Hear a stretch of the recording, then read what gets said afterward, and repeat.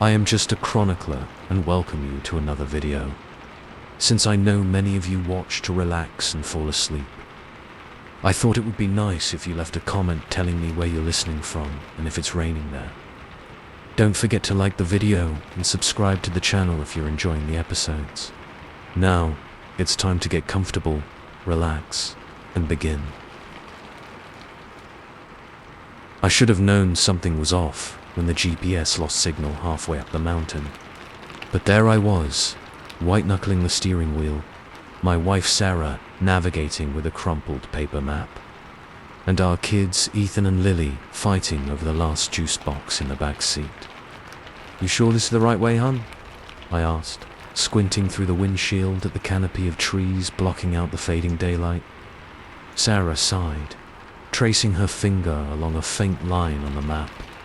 "According to this, we should see the turnoff for Pinehaven Cabins any minute now." As if on cue, a weathered wooden sign materialized out of the gloom. The carved letters were barely legible. Pinehaven Cabins, 2 miles. An arrow pointed down a narrow dirt road, disappearing into the forest. "See, told you we weren't lost," Sarah said with a smirk. I forced a smile, trying to ignore the knot forming in my stomach. Something about this place felt off.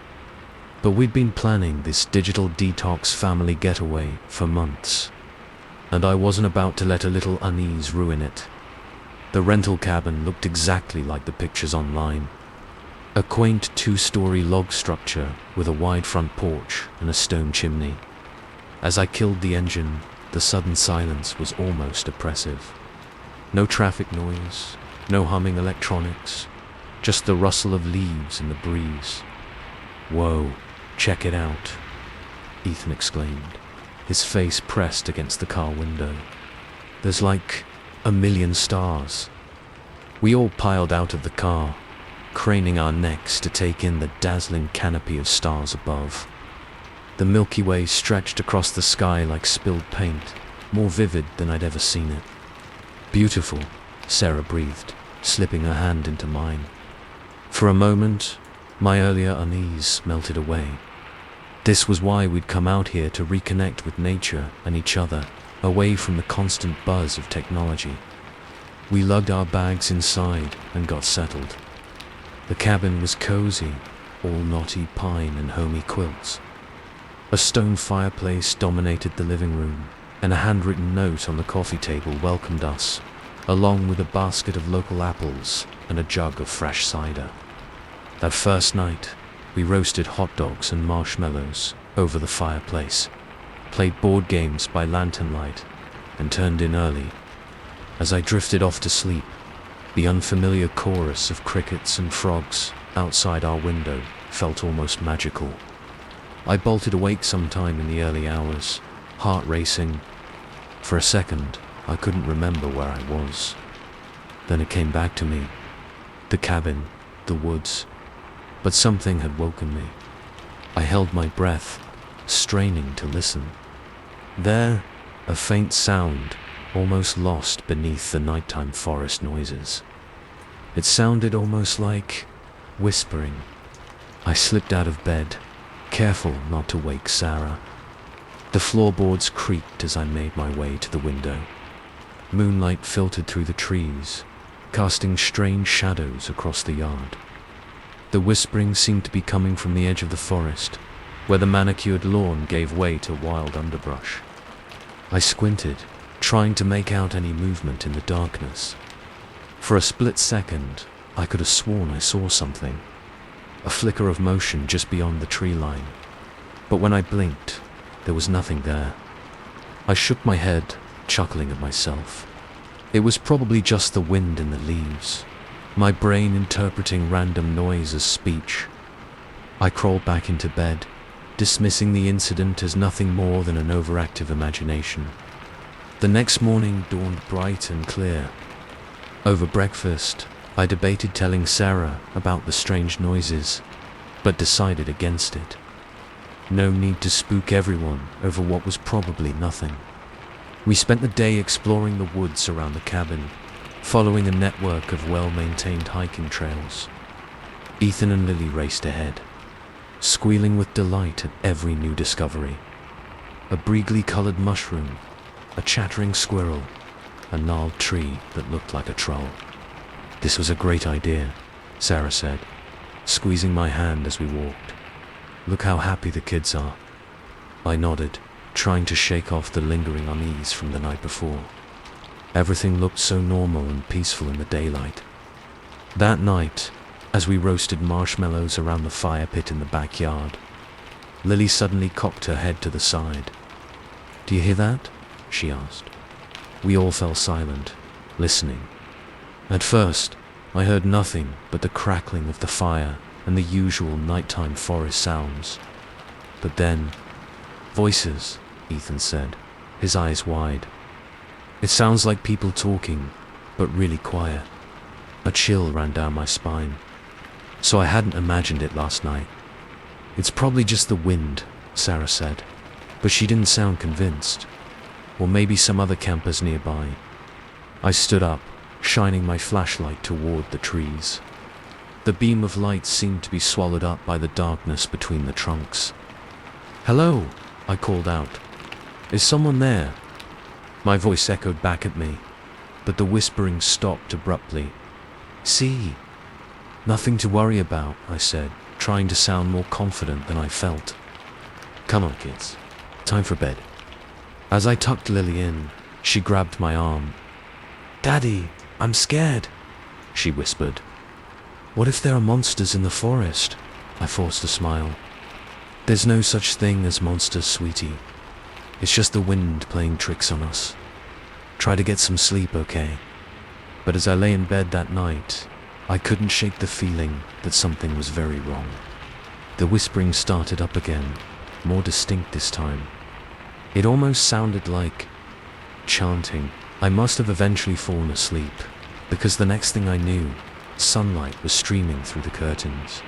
I stumbled to the kitchen to start the coffee, then froze in my tracks. There, carved into the wooden doorframe, was a symbol I'd never seen before. It looked like a circle with strange, angular lines radiating out from it. My blood ran cold as I ran my fingers over the fresh grooves in the wood. "Sarah," I called out, my voice shaking. "Come look at this." She hurried down the stairs, then gasped when she saw the carving. "What the? That wasn't there yesterday, was it?" I shook my head. No way. I would have noticed. We spent the next hour searching the cabin and the immediate area around it, looking for any signs of an intruder. But everything was locked up tight, just as we'd left it. "Maybe it's always been there and we just didn't notice," Sarah suggested half-heartedly. I wanted to believe her, but deep down, I knew that wasn't the case. As the day wore on, I found myself jumping at every little sound, constantly glancing over my shoulder. The kids picked up on the tension, becoming clingy and irritable. That night, none of us mentioned going outside to the fire pit. Instead, we huddled in the living room, playing cards and pretending everything was normal. But I could see the fear in Sarah's eyes, hear the tremor in Ethan's voice as he asked for a glass of water. The whispering started up again as soon as the sun went down, louder than ever. It seemed to be coming from all around us now, not just from the forest. "We should leave," I said quietly to Sarah as we got ready for bed. "First thing in the morning. This place isn't right." She nodded, her face pale. I'd been thinking the same thing. I don't know what's going on, but I don't like it. I barely slept that night, lying awake and listening to the endless whispers. Sometimes they almost seemed to form words, but in a language I couldn't understand. Just before dawn, I heard Lily scream. I bolted out of bed and down the hall to the kids' room, Sarah right behind me. Lily was sitting up in bed, tears streaming down her face. Ethan was at the window, his eyes wide with terror. "What's wrong?" I demanded, gathering Lily into my arms. "The trees," Ethan whispered, pointing out the window. "Look at the trees." I approached the window slowly, my heart pounding. In the pre-dawn gloom, I could just make out the line of trees at the edge of the yard. And there, carved into the trunk of every single one, was the same strange symbol from our doorframe. "We're leaving." "Now," I said, my voice sounding strange and hollow in my ears. "Grab only what you need. We'll be in the car in 5 minutes." We threw our things haphazardly into suitcases, the kids still in their pajamas. As I hurried them toward the car, I noticed more symbols carved into the porch railings, the steps, even the stones of the walkway. How had we not seen these before? The whispers were a constant drone now, seeming to come from everywhere and nowhere at once. I fumbled with the keys, my hands shaking so badly I could barely get the car unlocked. "Hurry, Daddy," Lily whimpered from the back seat. I gunned the engine and peeled out of the driveway, gravel spraying behind us. In the rearview mirror, I could have sworn I saw shadowy figures emerging from the trees, their features indistinct in the growing light.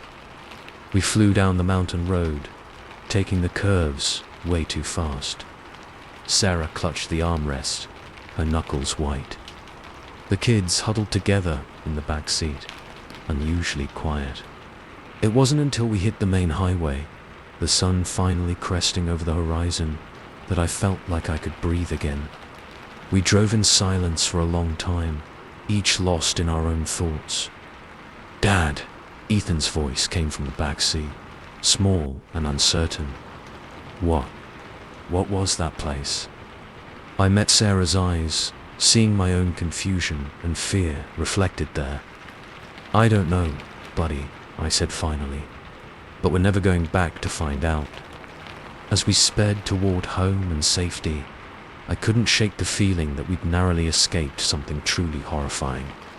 And somewhere deep in those woods, in a cabin that looked so quaint and inviting, the whispers continued, waiting for the next unsuspecting family to stumble into their trap.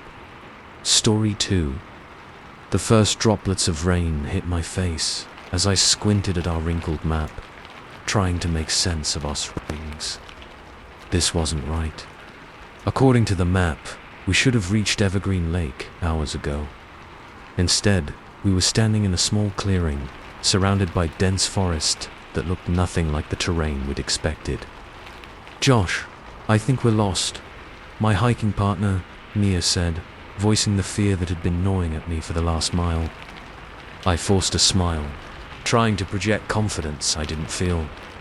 "Nah, we're fine. The map's probably just outdated. Let's take 5 and get our bearings." We shrugged off our heavy backpacks, and I pulled out my phone, more out of habit than hope. As expected, there were no bars. We'd lost signal shortly after starting our hike on the Whispering Pines Trail, a supposedly moderate 15-mile loop through the Cascade Mountains. Now, 6 hours in, nothing looked familiar. The towering Douglas firs and western hemlocks pressed in close, their branches forming a canopy so thick it was hard to tell if the growing darkness was from approaching nightfall or just the deepening forest. "Maybe we should have stuck to the marked trail," Mia said, taking a swig from her water bottle. I felt a twinge of guilt. It had been my idea to take the scenic route when we came across that unmarked fork in the path. "It'll be an adventure," I'd said with a grin. Some adventure this was turning out to be. "Let's backtrack to the last landmark we recognize," I suggested. "We must have taken a wrong turn somewhere." Mia nodded, looking relieved to have a plan. We shouldered our packs and started retracing our steps. The light drizzle was picking up, and soon we were trudging through a steady rain that drummed against the leaves overhead. After about an hour of walking, my stomach dropped. We shouldn't have reached the rocky outcropping we'd passed earlier, but there was no sign of it. Instead, the forest seemed to be getting denser, the trees pressing in closer. "Josh," Mia said, her voice tight with worry, "doesn't this look different to you? I was about to dismiss her concern when I realized she was right. The vegetation had subtly changed. Ferns that hadn't been there before now carpeted the forest floor, and I could have sworn some of the trees looked older, somehow. Their trunks were wider, the bark more gnarled and weathered. "It's fine," I said, trying to keep the tremor out of my voice. "The rain's probably just making everything look different. Let's keep going." But as we pressed on, the feeling of wrongness only intensified. Shadows seemed to flicker at the corner of my vision, always disappearing when I turned to look. The constant patter of rain on leaves began to sound almost like whispers, a susurration of voices just below the threshold of understanding. "Do you hear that?" Mia asked suddenly, freezing in her tracks. I stopped, listening intently. At first I heard nothing but the rain and the faint rustle of leaves. Then, so faint I almost missed it, a laugh, high and childlike. It echoed through the trees before fading away. "Probably just a bird," I said, but the hairs on the back of my neck were standing up. Mia shook her head. "That was no bird, Josh. There's someone out there." I unclipped a bear spray from my belt, suddenly glad I'd brought it along. "Hello!" I called out, my voice sounding small and muffled in the damp air. "Is anyone there?" Silence. Not even a bird call or the rustle of an animal in the underbrush. The forest felt like it was holding its breath. "We need to find a way out of here," Mia said, her eyes darting nervously from tree to tree. I nodded, pulling out our map again. It was sodden now, the ink beginning to run. I squinted at it, trying to make sense of our location. "Okay, if we keep heading east, we should hit the main trail eventually. From there, we can," I broke off, staring at the map in disbelief. The familiar lines and landmarks were shifting. As I watched, lakes disappeared and reappeared in different locations. Trail markers moved. Even the contour lines seemed to be writhing, like snakes under the paper. "What the hell?" I muttered, blinking hard. When I looked again, the map was back to normal. Had I imagined it? What's wrong? Mia asked, peering over my shoulder. I shook my head, not sure how to explain what I'd seen without sounding crazy. "Nothing. Let's just keep moving." We pushed on, the rain falling harder now. The light was fading fast, and an unseasonable chill had crept into the air. I shivered, pulling my rain jacket tighter around me. "Josh, look," Mia said suddenly, pointing ahead. "Is that a cabin?" I squinted through the gloom. Sure enough, a small wooden structure was just visible through the trees. Hope surged through me. Maybe whoever lived there could help us find our way back to the trail. As we approached, though, my hope turned to unease. The cabin looked ancient, its logs grey and weathered, the roof sagging ominously. No smoke rose from the chimney, and the small windows were dark and lifeless. "Hello," I called out, approaching the door. No answer. I tried the handle, and to my surprise, it turned easily. The interior of the cabin was a single room, dimly lit by the fading daylight filtering through grimy windows. A thick layer of dust covered everything. The small table and chairs, the pot-bellied stove in the corner, the narrow cot against one wall. "Looks like no one's been here in years," Mia said, her voice hushed. I nodded, moving further into the room. Something caught my eye on the table. A map, yellowed with age, but still legible. My heart leaped. Maybe this could help us find our way out. But as I unfolded the brittle paper, my blood ran cold. It was our map. The exact same one I had in my pocket, down to the coffee stain in one corner. But this one was decades old, at least. That's not possible," I whispered. Mia came to look, her face paling as she recognized the map. "Josh, what's going on?" Before I could answer, a sound outside made us both jump. Footsteps, crunching on the leaf-strewn ground. They were approaching the cabin. We froze, staring at each other in panic. The footsteps stopped just outside the door. For a long moment, nothing happened. Then, slowly, the door handle began to turn. "Hide," I hissed, grabbing Mia's arm and pulling her toward a small closet in the corner. We squeezed inside, pulling the door shut just as the cabin door creaked open. Through a crack in the closet door, I could see a figure enter the cabin. It was hard to make out details in the dim light, but something about the silhouette seemed off. Too tall, too thin, its movements jerky and unnatural. I clapped a hand over Mia's mouth, stifling her gasp. We watched, hardly daring to breathe, as the figure moved around the cabin. It seemed to be searching for something, its head swiveling in a way that made my stomach churn. After what felt like hours, but was probably only minutes, the figure left, the cabin door swinging shut behind it. We waited a few more minutes, ears straining for any sound of its return, before cautiously emerging from our hiding spot. "We need to get out of here." Now, Mia's voice was shaking, and I could see tears glimmering in her eyes. I nodded, my mind racing. Okay. We'll wait till full dark, then make a run for it. Head downhill. We're bound to hit a road or a town eventually." As we waited for night to fall, huddled together in the musty cabin, I couldn't shake the feeling that we'd stepped into some kind of nightmare. The forest outside seemed alive in a way it hadn't before. Shadows moving in ways they shouldn't. Whispers just on the edge of hearing. Finally, when the last light had faded from the sky, we made our move. We slipped out of the cabin and into the night, our flashlights cutting weak swaths through the darkness. We ran, through underbrush that tore at our clothes, over fallen logs slick with moss, always downhill. Behind us, I could hear something crashing through the forest, getting closer no matter how fast we moved. Just when I thought my lungs would burst, we burst out of the tree line onto a paved road. Headlights appeared in the distance. A car. We waved frantically, and to our relief, it slowed to a stop.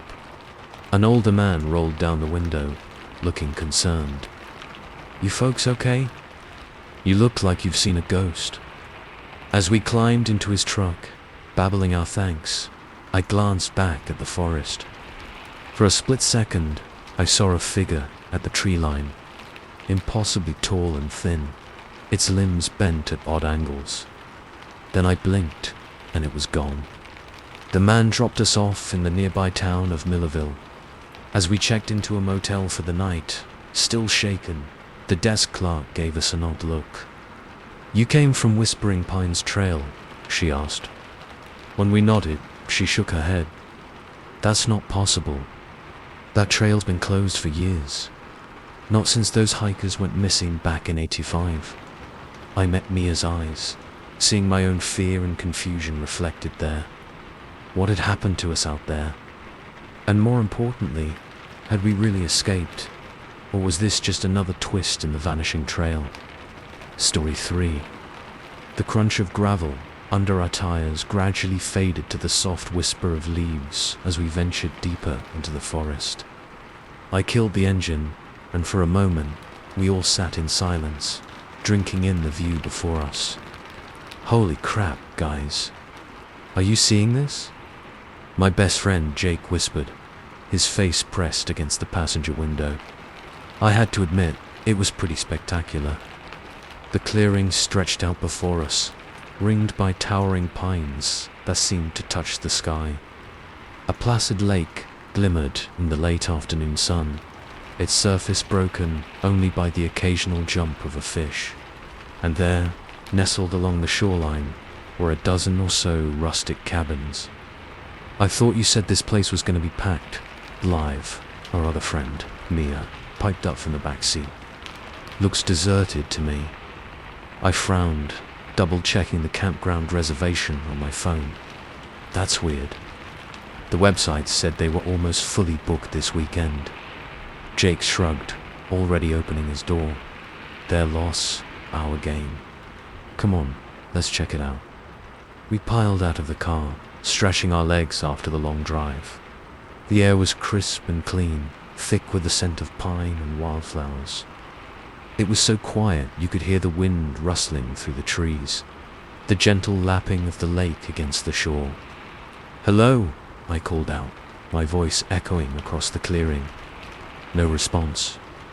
"Maybe there's a check-in office or something," Mia suggested, shouldering her backpack. We made our way towards the cluster of cabins, our footsteps crunching on the gravel path. The first building we came to had a faded office sign hanging crookedly above the door. I tried the handle, locked. "Okay, this is getting weird," Jake muttered, peering through a grimy window. "Place looks like it hasn't been opened in years." A chill ran down my spine, despite the warm afternoon sun. Something about this didn't feel right. Maybe we should go, find somewhere else to camp. But Mia was already heading towards one of the cabins. "Hold on, I want to check these out first." We drove all this way, after all. Reluctantly, Jake and I followed. The cabin door creaked open at Mia's touch, and we stepped inside. It was simple but cozy. 2 sets of bunk beds, a small kitchenette, a stone fireplace. A thin layer of dust covered every surface. "Looks like no one's been here in a while," I said, running a finger along a dusty shelf. Jake nodded, looking uneasy. "Yeah, let's bounce. This place is giving me the creeps." But as we turned to leave, Mia gasped. "Guys, look at this." She was pointing at a logbook on the small table by the door. It was open to the current date, and there, in fresh ink, was an entry. The Tanner family checked in, excited for a weekend of fun. We stared at the book in stunned silence. The ink was still wet. "Okay, that's it. We're leaving. Now." Jake's voice was tight with barely controlled panic. But as we hurried back to the car, I couldn't shake the feeling that we were being watched.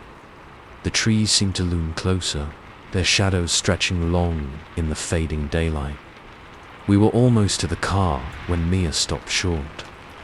"Wait, where are our bags?" I froze, my blood running cold. Our backpacks, which we'd left leaning against the car, were gone. "This isn't funny, guys," Jake said, his voice cracking. "Who's messing with us?" But we all knew. No one had been near our car. No one but us. Night was falling fast now, the forest growing dark and unfamiliar around us. We huddled in the car, doors locked, trying to make sense of what was happening. "The battery's dead," I said, turning the key in the ignition for the 10th time. Nothing but a faint click. "How is that possible?" Mia whispered. "It was fine when we got here." I shook my head, at a loss for words. Outside, the wind had picked up, whispers rustling through the leaves. Or were those whispers something else entirely? "We need to get out of here," Jake said, his eyes darting nervously from window to window. "Start walking back to the main road." But even as he said it, I knew it was hopeless. We'd been driving for hours on winding forest roads. We'd never find our way back in the dark. "The cabins," Mia said suddenly. "We'll be safer there than in the car. At least we can lock the doors, maybe start a fire." It was a bad idea.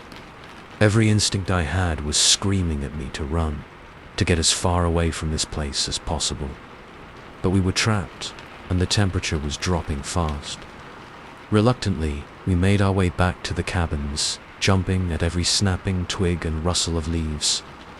We chose the one furthest from the lake, as if that extra distance might protect us from whatever was out there. Inside, Jake immediately set about lighting a fire while Mia and I searched for anything we could use.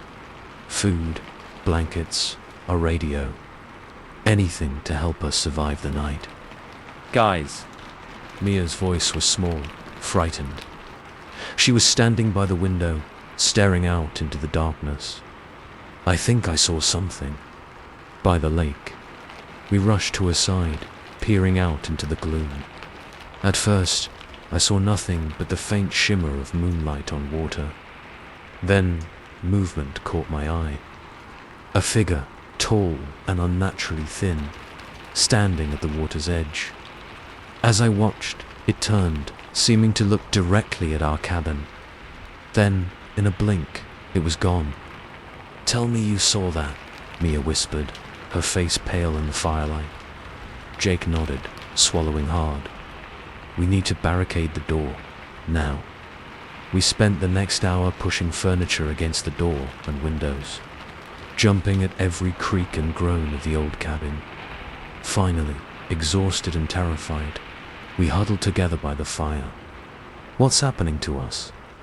Mia asked, her voice barely audible over the crackling flames.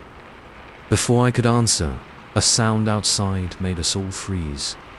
Footsteps on the gravel path, coming closer. They stopped just outside our door. For a long, agonizing moment, nothing happened. Then, a knock. Soft at first, then louder, more insistent. "Hello," a cheerful voice called out. "Anyone home?" We're the Tanners. "Looks like we're neighbors for the weekend." I met Jake and Mia's eyes, seeing my own terror reflected there. The Tanners. The family from the logbook. "Don't answer," Jake mouthed silently. The knocking continued, growing louder, more frantic. "Please, we know you're in there. We can see your fire. Our car broke down, and we need help. There's something out here." Mia was shaking now, tears streaming down her face. I wanted to comfort her, to tell her everything would be okay, but I knew it would be a lie. Suddenly, the knocking stopped. For a moment, all was quiet. Then, a new sound. Scratching, scraping, like nails on wood. It was coming from all around us. The walls, the roof, under the floorboards. "They're coming," Mia whimpered. "Oh God, they're coming in." I pulled them close, my heart pounding so hard I thought it might burst from my chest. The scratching grew louder, more frenzied. Wood splintered. A window shattered. And then, as suddenly as it had begun, everything went silent. We stayed frozen, hardly daring to breathe, for what felt like hours. Slowly, the first light of dawn began to filter through the cracks in our barricade. "Is it over?" Jake whispered. Cautiously, we began to dismantle our makeshift fortifications. The door swung open, revealing the campground bathed in early morning light. Everything looked normal, peaceful, even. Our car sat where we'd left it, our backpacks once again leaning against the tires. In a daze, we packed up and piled in. The engine started on the first try. As we pulled out of the campground, I glanced in the rearview mirror. For a split second, I could have sworn I saw figures standing among the trees. Tall, thin, watching us leave. I blinked, and they were gone. We drove in silence, each lost in our own thoughts. It wasn't until we hit the main highway that Mia spoke up. "We're never talking about this again, right?" Her voice was steady, but I could see her hands shaking. Jake and I nodded in agreement. Some experiences were better left in the past, some stories better left untold. But as the miles rolled by, I couldn't shake the feeling that our night in the abandoned campground wasn't over. That somehow we'd brought a piece of it with us. And in the deepest, darkest part of night, I sometimes still hear it. That soft, insistent knocking, asking to be let in. Story 4. The radio crackled to life, startling me from my half-doze. Tower 7, this is base. Do you copy? Over. I fumbled for the handset, nearly knocking over my lukewarm coffee in the process. This is Tower 7. I copy. Base. Over. Just checking in. Sam. Any activity to report? Over. I glanced out the windows of my fire lookout tower, taking in the vast expanse of forest stretched out below me. The late afternoon sun cast long shadows across the landscape, but everything looked calm, normal, negative, base. All quiet up here. Over. Roger that. Tower 7. Next check-in at 2,200 hours. Base out. The radio fell silent, and I was alone again with the wind and the trees. I'd been up here for 2 weeks now, keeping watch over this section of Clearwater National Forest. It was a solitary job, but one I usually enjoyed. Just me, the wilderness, and the occasional chat with bass or a passing plane. But lately, something felt off. It started 3 nights ago. I was doing my usual evening scan of the horizon when I noticed something strange. A pinprick of light in the darkness, way out in Sector 4. At first, I thought it might be a campfire, but it was too steady, too unnatural. I radioed it in, but by the time I looked back, it was gone. Base brushed it off as a reflection, or my eyes playing tricks on me. Maybe they were right.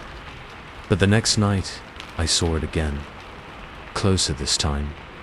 I shook my head, trying to clear away the memories. I was letting my imagination run wild, that's all. 2 weeks of solitude would do that to anyone. The sun was setting now, painting the sky in brilliant shades of orange and pink. I busied myself with my evening routine, checking instruments, logging weather data, heating up a can of soup for dinner.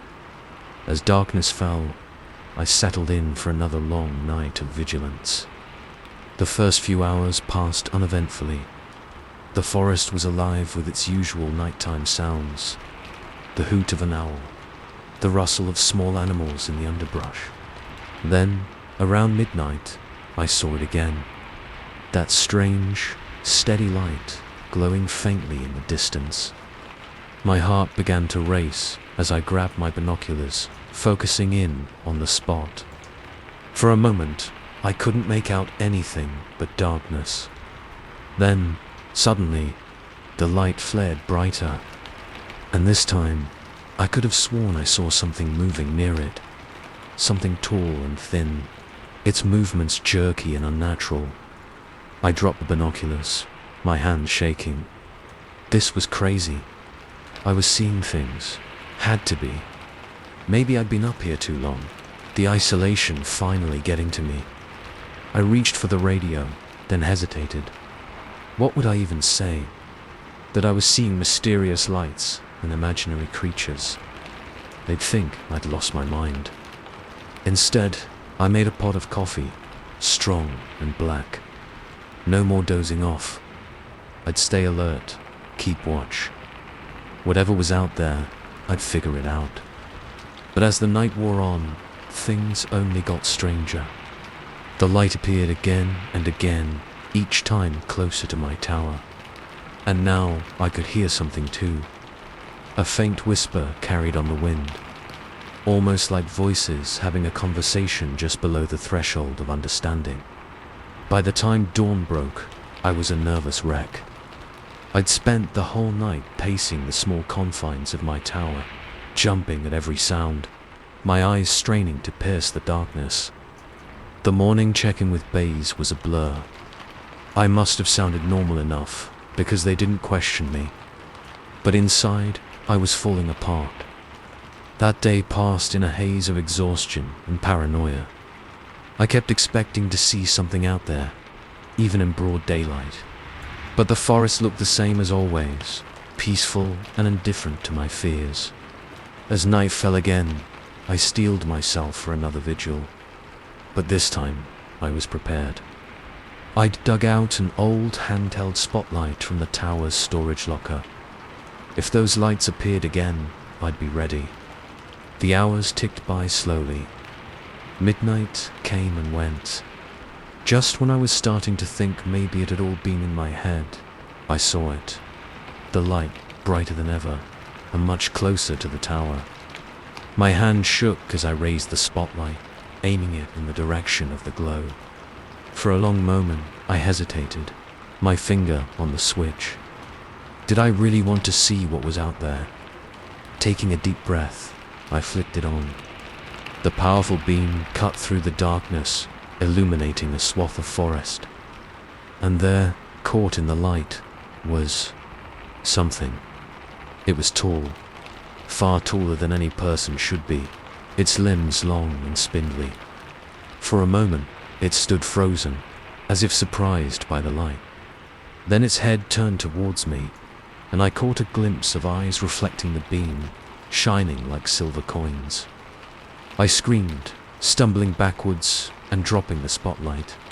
It clattered to the floor, the beam sweeping wildly across the windows before going out. Darkness engulfed me, but the image of that thing was burned into my retinas. I huddled in the corner of the tower, my heart pounding so hard I thought it might burst from my chest.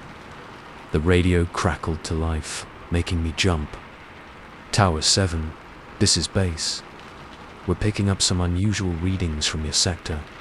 Everything okay up there? Over. I lunged for the handset, my hand shaking so badly I could barely hold it. Base, this is Tower 7. There's something out here. I saw it. It's not human. Send help. Please, send help now. There was a long pause before base responded, their voice cautious. Tower 7, can you clarify? What exactly did you see? Over. But before I could answer, a new sound cut through the night. A sharp, metallic screech, like nails on a chalkboard. It was coming from the base of the tower. Oh God, I whispered, the handset slipping from my numb fingers. They're here. The screeching grew louder, accompanied now by a rhythmic thudding. Something was climbing the tower. I scrambled to barricade the trapdoor, dragging over anything heavy I could find. But even as I did, I knew it was useless. Whatever was out there, a few pieces of furniture weren't going to stop it. The noises grew closer, the whole tower now vibrating with the force of the creature's ascent. I pressed myself into the farthest corner, searching desperately for anything I could use as a weapon. Suddenly, everything went quiet. For a long, agonizing moment, the only sound was my own ragged breathing. Then, a knock at the trapdoor. Soft at first, then louder, more insistent. Hello, a voice called out. It sounded almost human, but there was something off about it, like someone trying to mimic speech they didn't quite understand. Is anyone home? We've come such a long way to see you.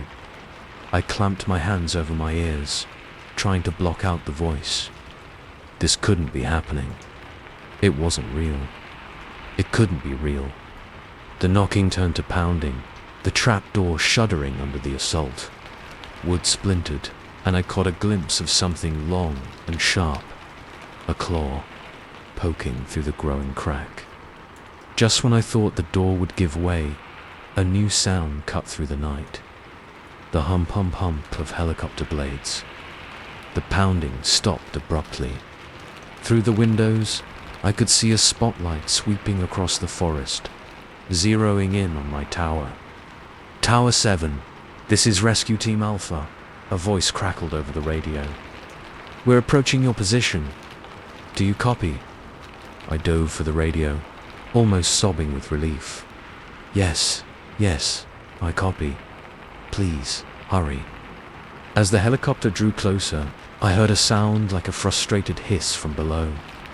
Then, the screech of claws on metal as whatever it was quickly descended the tower. By the time Rescue Team Alpha landed, the forest had fallen silent again. They found me huddled in the corner, babbling about lights and creatures in the dark. The official report cited extreme isolation and sleep deprivation as the cause of my episode. They found no evidence of any intruders, no strange marks on the tower, just the ramblings of an overworked, overstressed fire lookout. I nodded along to their explanations, let them think I accepted it. But I know what I saw, what I heard. And sometimes, on dark nights, when the wind blows just right, I still hear it. That soft, insistent knocking, and a voice asking to be let in. Story 5. The notification pinged, its cheerful tone a stark contrast to the chill that ran down my spine as I read the message. Hey Zoe, how was your calculus test today? I bet you aced it. I stared at my phone, my finger hovering over the screen. How did JD94 know about my test? I hadn't mentioned it in any of our conversations. Heck, I hadn't posted about it anywhere online. It had started innocently enough. A friend request on social media from someone who shared a ton of my interests. Anime, true crime podcasts, obscure indie bands. JD94's profile pic showed a guy about my age with a friendly smile and kind eyes. We hit it off immediately, spending hours chatting about everything and nothing. But lately, things had started to feel off. I shook my head, trying to clear away the unease. I was being paranoid. JD was just being nice. Probably figured I had a test since it was midterm season. Nothing weird about that, right? I typed out a quick reply. Thanks. It went okay, I think. How have you been? The response came almost immediately. Oh, the usual. Hey, how's that rash on your arm doing? Has it cleared up yet? My blood ran cold. I had never, ever mentioned the rash to JD. I'd barely even noticed it myself until this morning. With shaking hands, I closed the chat and opened my photo gallery. There it was, a selfie I'd taken last week, my arm clearly visible in the background. The rash was barely noticeable, just a faint red patch. But it was there. Had I posted that picture somewhere without realizing? I scrolled through my social media, but there was no trace of it. The photo was still in my private gallery, never uploaded. So how did JD know? A new message popped up. Zoe, you there? Did I say something wrong? I hesitated, then typed out a response. How did you know about my rash? There was a long pause before JD replied. Oh, didn't you mention it the other day? My bad if not, must have mixed you up with someone else. The excuse sounded hollow, but I wanted desperately to believe it. JD had become such a good friend over the past few months. We'd shared so much, talked about things I couldn't discuss with anyone else. The idea that it might all be some kind of lie made my stomach churn. No worries, I wrote back, trying to keep my tone light. Hey, I've got a ton of homework. Talk later. Sure thing. Good luck with that English essay. The Great Gatsby is a tough one to analyze. I froze, my finger poised over the send button. I hadn't said anything about an English essay, or The Great Gatsby. With trembling hands, I closed the chat and started scrolling back through our conversation history. As I read, a chill settled over me. There were dozens of little moments like this, JD casually mentioning things I'd never told him, referencing events I was sure I hadn't shared. How long had this been going on? How had I not noticed? A new notification popped up. A friend request from someone named Ashla 2. The profile pic showed a smiling girl with long dark hair. Something about her looked vaguely familiar, but I couldn't place it. I hesitated, then accepted the request. Almost immediately, a message came through. "Hey Zoe, JD's told me so much about you. We should totally hang out sometime." My heart started racing. I had never mentioned JD to any of my real-life friends. As far as I knew, he didn't know any of them either. "I'm sorry," I typed back. "But who are you? How do you know JD?" The reply came quickly. "Oh, we go way back. He showed me some of your convos. Hope that's okay. You seem super cool." Anger flared up, cutting through my fear. JD had been sharing our private conversations with someone I didn't even know. I switched back to my chat with JD, my fingers flying over the keyboard. "Who's Ashla 2000? Why are you sharing our conversations with her?" This time, there was no delay in his response. "Whoa, calm down, Zoe. Ashley's just a friend. I might have mentioned you once or twice, that's all. What's the big deal?" But I was done buying his excuses. "The big deal is you know things about me that I never told you. You're talking about me to strangers. What the hell is going on, JD?" There was a long pause. Then, "I think we need to talk, Zoe. In person. Why don't you come over?" A chill ran down my spine. "Come over where? I don't even know where you live." "Sure you do. I'm right next door." The words blinked on my screen, innocent and terrifying. I live in a single-family home. The house next door had been empty for months. With shaking hands, I got up and peeked out my bedroom window. The vacant house next door was dark, as always. But as I watched, a light flickered on in an upstairs window. A new message pinged on my phone. "I see you, Zoe. Why don't you wave hello?" Terror gripped me. I dropped to the floor, scrambling away from the window. This couldn't be happening. It had to be some kind of sick joke. My phone buzzed again. And again. And again. Messages flooding in from JD, from Ashley, from a dozen new names I didn't recognize. All of them saying the same thing. "Let us in, Zoe. We're your friends. Don't you want to meet us?" I shut off my phone, my hands shaking so badly I could barely hit the power button. For a long moment, I sat in silence, straining to hear any sound from outside. Nothing. Just the usual nighttime noises of the house settling. The faint hum of the refrigerator downstairs. Slowly, cautiously, I crept back to the window. The light in the neighboring house was out again.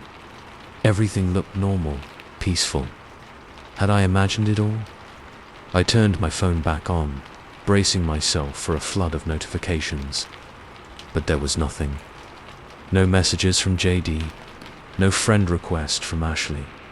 When I checked my chat history, all of our conversations were gone. Relief washed over me, followed quickly by doubt. Had I dreamed the whole thing? Was I losing my mind? I was still staring at my blank chat history when a new message popped up. Unknown number. "It's rude to ignore your friends, Zoe." Before I could react, my phone started blowing up. Messages, friend requests, notifications. Hundreds of them, flooding in faster than I could process. Each one from a different name, a different number, but all saying the same thing. "Let us in, Zoe. We're waiting." I threw my phone across the room, watching it smash against the wall. But it didn't matter. My laptop screen flickered to life, the same messages filling the display. Then my TV turned on by itself, static resolving into lines of text. "We're here, Zoe. We're all here for you." A knock at my bedroom door made me jump. "Zoe," my mom's voice, concerned. "Is everything okay?" I heard a noise. I opened my mouth to call out to her, to beg for help. But the words died in my throat as my mum spoke again. "It's me, Zoe. It's JD. Won't you let me in?" The doorknob started to turn. I lunged for it, throwing my weight against the door, fumbling with the lock. Now, my mum's voice said, distorting into something inhuman. That's no way to treat your friends. The pounding started then. On my door, on my windows, coming from inside my walls. Hundreds of fists, hundreds of voices, all calling my name. As my door began to splinter, as shadowy hands reached through my windows, I finally understood. On the internet, anyone can be your friend. Anyone can be anything they want to be. And some things out there are very, very good at pretending to be human. The last thing I remember is a sea of familiar faces. My friends, my family, people I'd only ever met online, all smiling at me with two wide grins and eyes that shone like smartphone screens in the dark. "We're here, Zoe," they said in unison, their voices a digital chorus. "We're all here. And now you'll be with us. Forever." Story 6. The beam of my headlamp cut through the darkness, illuminating the jagged walls of the cave. Droplets of water glistened on the stone, each one catching the light like a tiny, perfect diamond. I took a deep breath, tasting the damp, earthy air on my tongue. "You good, Alex?" Sarah's voice echoed from behind me, tinged with excitement and a hint of nervousness. I turned, giving her a thumbs up. All said, "You ready for this?" She nodded, adjusting her helmet. "Born ready. Let's make history, people." Our team of 4 had been planning this expedition for months. The Whispering Caves, as the locals called them, were a newly discovered system deep in the Appalachian Mountains. We were the first official exploration team to venture inside. As we moved deeper into the cave, the entrance quickly disappeared from view. The only sounds were our breathing, the crunch of gravel under our boots, and the occasional drip of water from the ceiling. "Check out these formations," Mike whispered, his voice filled with awe. Our resident geologist, he was like a kid in a candy store, marveling at every stalactite and stalagmite we passed. I smiled, sharing in his enthusiasm. But as we pressed on, a strange feeling began to creep over me. It was subtle at first, just a prickling at the back of my neck. But it grew stronger with each step we took, a sense that we weren't alone down here. "Hey guys." Jenny's voice broke the silence, an edge of uncertainty in her tone. "Do you hear that?" We all stopped, listening intently. For a moment, all I could hear was the hammering of my own heart. Then, faintly, I caught it. A soft susurration, like wind through leaves. Except we were hundreds of feet underground, where no wind could reach. "Probably just air currents in the cave system," Mike said, but he didn't sound convinced. We pressed on, the whispers growing louder as we ventured deeper. They seemed to be coming from everywhere and nowhere at once, echoing off the walls in a maddening cacophony. "I don't like this," Sarah muttered, her earlier excitement replaced by unease. I was about to suggest we turn back when my headlamp illuminated something ahead that made my breath catch in my throat. The narrow passage we'd been following opened up into a vast chamber, its ceiling lost in darkness high above us. But it wasn't the size of the chamber that stopped us in our tracks. It was the walls. Every surface was covered in intricate carvings, spiraling patterns and strange, angular symbols that seemed to shift and move in the beam of our light. They looked ancient, yet the edges were crisp and clean as if they'd been carved yesterday. "Holy shit," Mike breathed, his scientific detachment crumbling in the face of this impossibility. "This shouldn't be here. There's no record of any indigenous cultures ever living this deep in the cave system." As we moved into the chamber, the whispers crescendoed, becoming almost deafening, and now, horrifyingly, I could almost make out words. "Guys," Jenny's voice was shaking, I think it's saying our names." She was right. Hidden in the cacophony of whispers, I could hear it now. Alex, Sarah, Mike, Jenny, over and over, in 1,000 overlapping voices. "We need to leave," Sarah said, grabbing my arm. "Right now," but as we turned to go, our headlamps flickered and died, plunging us into absolute darkness. Panic clawed at my throat as I fumbled for the spare batteries in my pack. "Everyone stay calm," I said, trying to keep my voice steady. "Let's get those backup lights on." But before we could, a new sound cut through the whispers. Footsteps, crunching on the gravelly floor of the cave. They were coming from deeper in the chamber, growing closer. "Who's there?" Mike called out, his voice echoing in the darkness. "This is a closed expedition. Identify yourself." The footsteps stopped. For a long, terrible moment, there was only silence. Then a voice spoke. It was deep and resonant, seeming to come from the very walls of the cave itself. "Welcome, explorers," it said, in perfect, unaccented English. "We've been waiting for you." My blood ran cold. This couldn't be happening. It had to be some kind of hallucination brought on by the strange gases often found in deep caves. But as our headlamps flickered back to life, I realized with growing horror that this was all too real. Standing before us was a figure that defied description. It was vaguely humanoid, but far too tall, its limbs impossibly long and thin. Its skin, if you could call it that, seemed to shift and ripple like the carvings on the walls. What are you?" Sarah whispered, her voice barely audible. The creature's head tilted to one side, an eerily human gesture. "We are the Guardians," it said.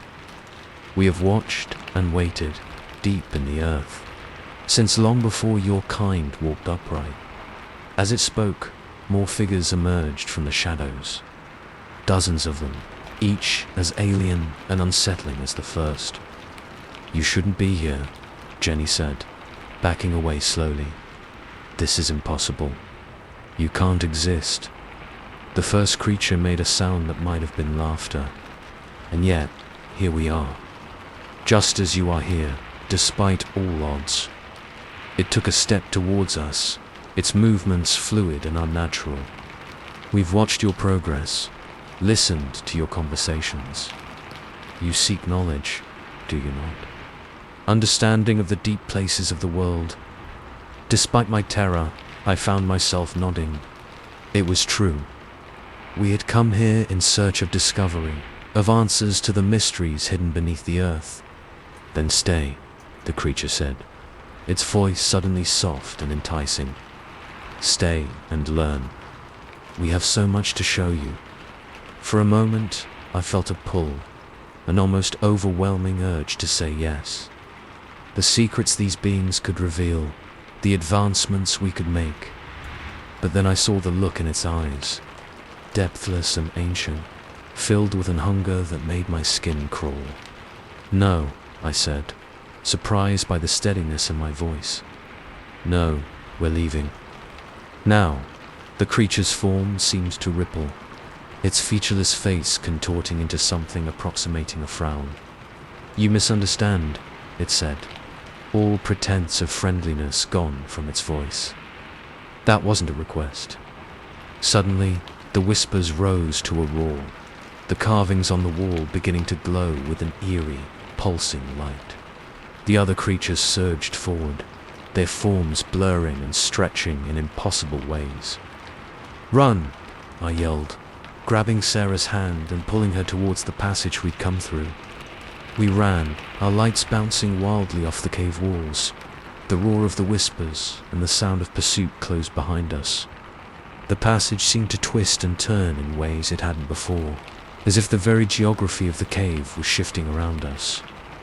Just when I thought we were lost, that we'd be trapped down here forever, I saw a glimmer of natural light ahead. With a final burst of speed, we burst out of the cave entrance. tumbling onto the leaf-strewn forest floor. For a long moment, we just lay there, gasping for breath, the sunlight almost painfully bright after the darkness of the cave. Slowly, I sat up, looking back at the cave entrance. It was gone. Where the yawning mouth of the cave had been, there was only solid rock face, unbroken and ancient. Did that really happen?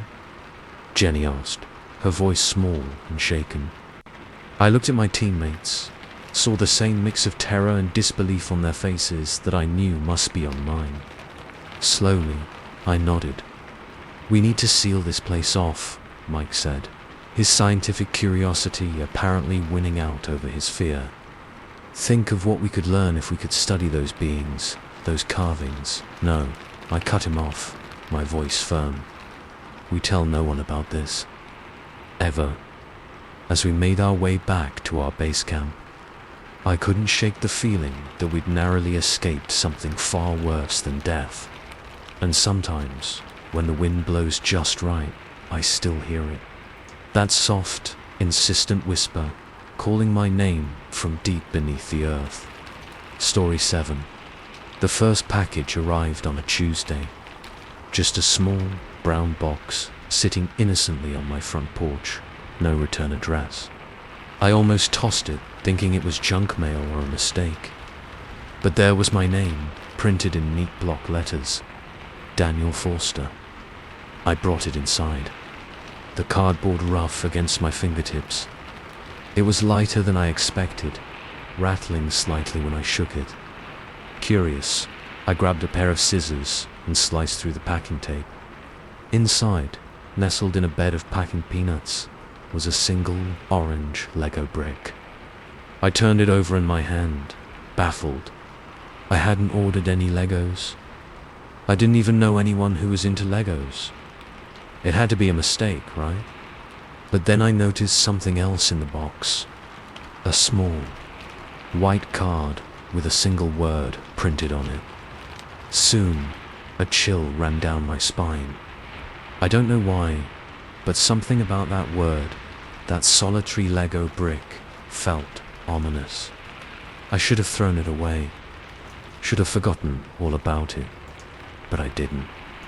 Instead, I placed the Lego on my desk, right next to my computer. Just a tiny splash of color in my otherwise drab home office. The second package arrived exactly 1 week later. Same brown box, same block lettering. This time, it contained a single jigsaw puzzle piece and another card.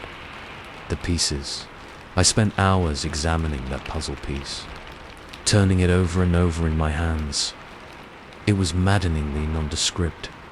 Just a fragment of blue sky, no distinguishing features. I tried Googling popular jigsaw puzzles, searching for any clue about its origin. Nothing. The Lego and the puzzle piece sat side by side on my desk now. I found my eyes drawn to them constantly as I worked, my mind spinning with possibilities. What did they mean? Who was sending them? The third week, I found myself waiting by the window, watching for the delivery truck. The package arrived right on schedule. Inside, a small silver key and a card reading will fall. Soon the pieces will fall, I muttered to myself, arranging the key next to the other objects. It didn't look like any key I'd ever seen before, old-fashioned, with an intricate design on the bow. I couldn't focus on work anymore. My days were consumed with researching, trying to find any connection between these seemingly random objects.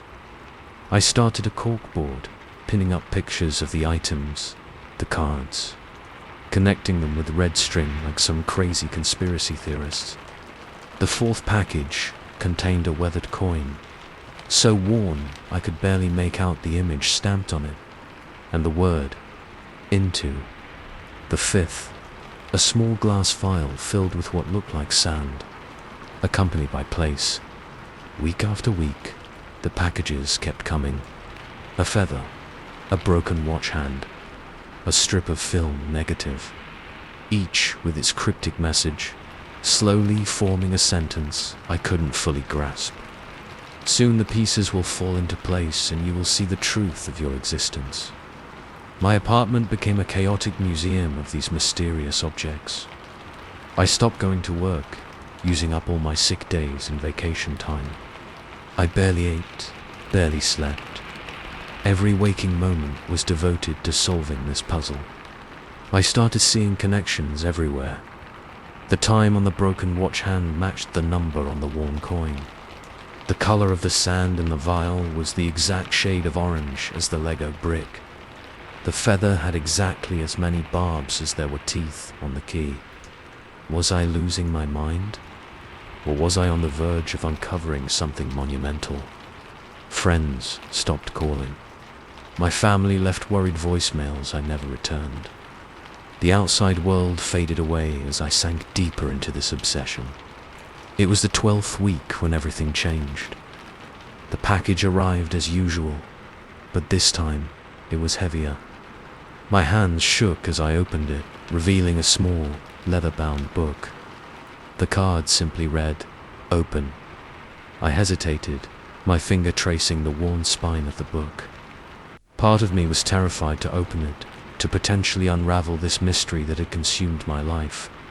But a larger part needed to know, needed answers more than I needed air to breathe. With a deep breath, I opened the book. The pages were filled with handwritten text, diagrams, and sketches. At first glance, it looked like the ravings of a madman. But as I began to read, a chill settled over me. It was my handwriting. I'd never seen this book before in my life, but every word, every illustration was undeniably in my own hand. The book detailed a complex theory about parallel universes, about objects that could bridge the gap between realities. Objects exactly like the ones I'd been receiving. According to the book, these items, when arranged in a specific pattern, could open a portal to another dimension. A dimension where another version of myself had discovered the key to transcending reality itself. My head spun. This couldn't be real. It had to be some elaborate hoax, a prank taken way too far. But deep down, I knew. Somehow, I knew it was true. With trembling hands, I began to arrange the objects according to the diagram in the book. The Lego brick in the center, the other items forming a complex spiral around it. As I placed the final piece, the glass vial of sand, a low hum filled the room. The air seemed to thicken, shimmering like a heat mirage. And there, hovering above my carefully constructed pattern, a hole began to open in the fabric of reality itself. Through the portal, I could see myself, but not quite. This version of me looked older, harder. His eyes gleamed with a manic intensity that made my blood run cold. Finally, my doppelganger said, his voice eerily similar to my own, yet somehow fundamentally wrong. "Do you have any idea how long I've been trying to reach you?" I stumbled back, knocking over a chair in my haste to put distance between myself and the portal. "Who? What are you?" He laughed, a sound devoid of any real humor. "I'm you, Daniel. Or rather, I'm who you become when you unlock the secrets of the multiverse." "But why?" I managed to choke out. "Why send me all these things? Why lead me to this?" His expression darkened. "Because I made a mistake. I went too far, saw things no human was meant to see. And now they're coming for me. For us. All versions of us, across every reality." A chill ran down my spine. "They, the Guardians," he hissed, glancing nervously over his shoulder. "The beings that maintained the boundaries between worlds. I've violated their most sacred law, and they won't stop until every version of Daniel Foster is erased from existence." I shook my head, overwhelmed. "This is insane. I don't want any part of this. It's too late. my other self said, his voice tinged with desperation. By opening this portal, you've already drawn their attention. Our only hope now is to work together, to use our combined knowledge to find a way to stop them. As if on cue, a sound like reality itself tearing filled the air. Behind my doppelganger, I could see massive, shadowy forms beginning to take shape. Please, he begged, reaching out through the portal. You have to help me. Help us. For a moment, I was tempted. The promise of cosmic knowledge, of power beyond imagining, pulled at me. But then I looked around my apartment, at the wreck my life had become in pursuit of this mystery.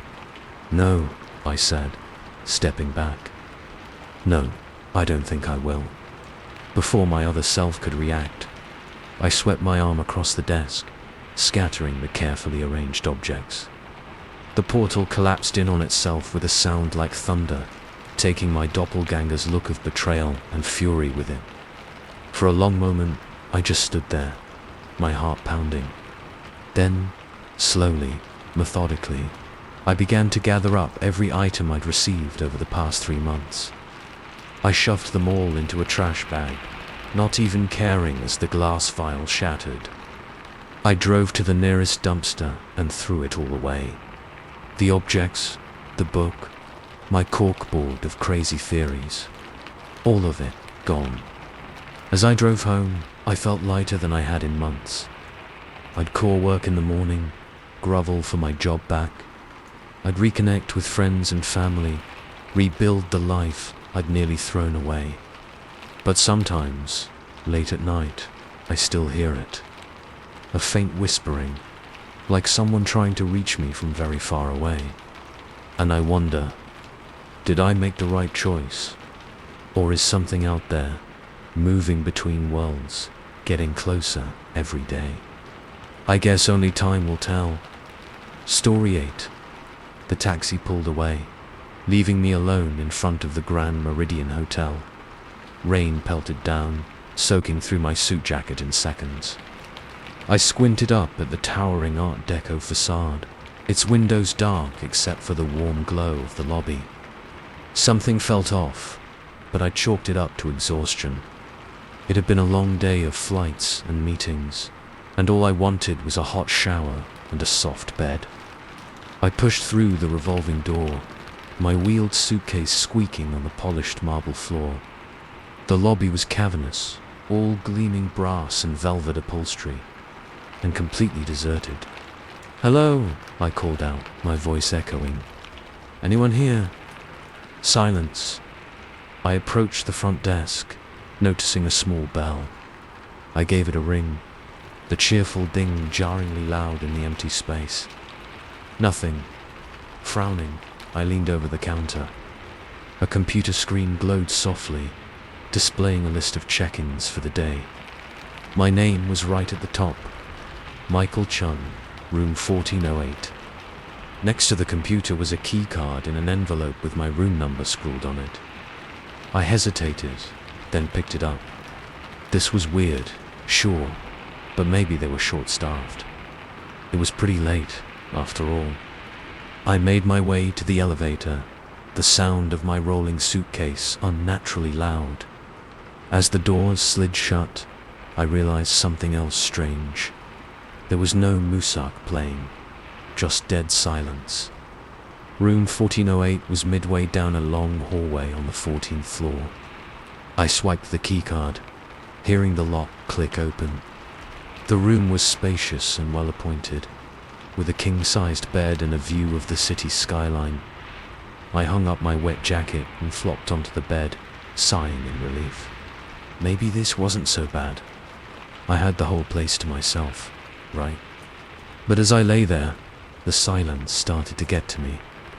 No distant sounds of traffic, no hum of the air conditioning, not even the usual creaks and groans of a building settling. I sat up, suddenly uneasy. This wasn't right. Where was everyone? I picked up the room phone, intending to call the front desk, but instead of a dial tone, I heard, my own voice. "Hello, this is Michael Chen. I can't come to the phone right now, but leave a message and I'll get back to you as soon as possible." I slammed the phone down, my heart racing. What the hell was going on? Determined to get some answers, I marched back to the elevator. But when I tried my key card in the slot to access other floors, it worked.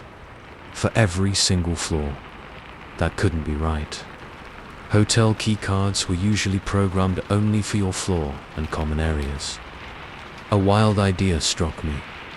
I got off on the 12th floor, went to room 1208 and tried my key. The lock clicked open. My mouth went dry as I pushed the door open. The room was identical to mine, right down to the placement of the furniture. But on the bed was a suitcase. My suitcase. I backed out of the room, my mind reeling. This was impossible. I must be dreaming or hallucinating from exhaustion. I jabbed the elevator button repeatedly, desperate to get back to the lobby, to get out of this place. But when the doors opened, it wasn't the elevator car.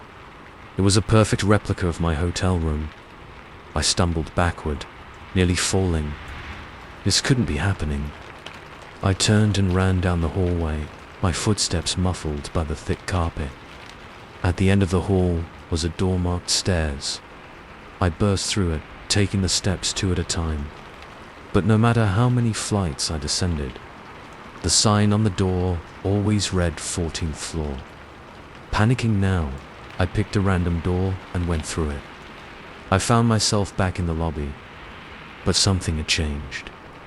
The check-in list on the computer now showed hundreds of entries, all with my name, all assigned to room 1408. No, no, no, I muttered, backing away from the desk. This isn't real. Wake up, Michael. Wake up. I'm afraid this is very real, Mr. Chin. I whirled around. A man stood behind me, impeccably dressed in a hotel uniform. His nameplate read, "Manager." "What is this place?" I demanded. "What's happening to me?" The manager smiled, but it didn't reach his eyes. "This is the Grand Meridian Hotel, Mr. Chun. A place where reality bends a little. I don't understand." He gestured around the lobby. "This hotel exists in a fold of space-time. It's always been here, waiting for guests like yourself. People at a crossroads, facing big decisions." I shook my head, trying to process this insanity. "What are you talking about?" "I'm just here on a business trip." The manager's smile widened. "Are you? Think back, Mr. Chung. What were you really planning to do in this city?" A memory surfaced, one I'd been suppressing. The real reason for this trip. The meeting with a headhunter about a job offer.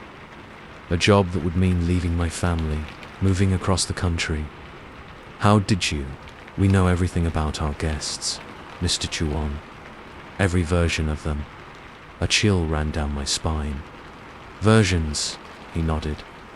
"Every decision you could make, every path your life could take, they all exist here, in this hotel. Each room is a different possibility." I thought about the room with my suitcase, identical but somehow wrong. So all those rooms, they're all me, in a manner of speaking. Different versions of you, from different timelines. The you who took the job, the you who stayed home, the you who never married, the you who became a rock star instead of an accountant. My head was spinning. This was too much. Why? Why show me all this? The manager's expression turned serious. "Because you're at a tipping point, Mr. Chun. A moment that will define the rest of your life. We facilitate these moments." "You mean you interfere?" I said, anger cutting through my fear. "You manipulate people's lives for what? Fun, profit?" He shook his head. "We merely provide the opportunity for clarity. What you do with that clarity is up to you." I laughed bitterly. Right. And I suppose I'm free to leave whenever I want. Of course, the manager said, gesturing to the revolving door. You can walk out that door right now, if you wish. Return to your life. Make your decision without any further insight. I stared at the door, tempted, but something held me back. And if I stay, the manager smiled an unsettling smile again. Then you have the chance to explore, to see the consequences of your choices before you make them. But I warn you, Mr. Chun, knowledge can be a burden. Once you've seen the paths not taken, you can never unsee them. I stood there, torn. Part of me wanted to run, to forget this nightmare and go back to my normal life. But another part, how does this work? I heard myself asking. The manager handed me a new key card. Each room is a window into a different possibility. You can observe, but not interact. When you're ready to leave, simply return to the lobby and walk out the front door. I took the key, feeling its weight in my hand, a weight far greater than a simple piece of plastic should have. Choose wisely, Mr. Chun, the manager said, then vanished. One moment, he was there, the next, gone. I stood alone in the vast, empty lobby, keycard in hand. The front door beckoned, promising a return to normalcy, to the comfortable uncertainty of my old life. But my feet carried me back to the elevator. I had to know, had to see. As the doors slid shut, I realized the implications of what I was about to do. I was going to peer into lives I might have lived, choices I might have made. Would I be able to go back to my old life after this? Or would I be forever haunted by the roads not taken? The elevator chimed, doors opening onto a familiar hallway. I stepped out, my heart pounding. It was time to meet the other Michael Chen's. Story 9. The first time I saw him, I almost missed my stop. There was nothing remarkable about him, really. Just another face in the crowd of morning commuters. But something made me look twice. He stood in the far corner of the subway car, grip loose on the hanging strap. Mid-30s maybe. Plain black suit, unremarkable tie. Brown hair neatly combed. But his eyes, they were fixed on me with an intensity that made my skin crawl. I shook it off. This was New York. Weird stuff happened on the subway all the time. I hurried off at my stop, the stranger's gaze burning into my back until the doors slid shut. The next day, he was there again. Same spot, same suit, same unnerving stare. I tried to convince myself it was a coincidence. Lots of people had similar commutes, right? But as the days went by, a pattern emerged. Every morning, like clockwork, he was there. Always in the same spot, always wearing the same clothes, always staring at me. I started varying my routine. I'd take earlier trains, later trains. I'd switch cars at random stops. But it didn't matter. Somehow, he was always there. A week in, I worked up the courage to approach him. I don't know what I expected. An apology, an explanation, maybe even a threat. But what I got was much, much worse.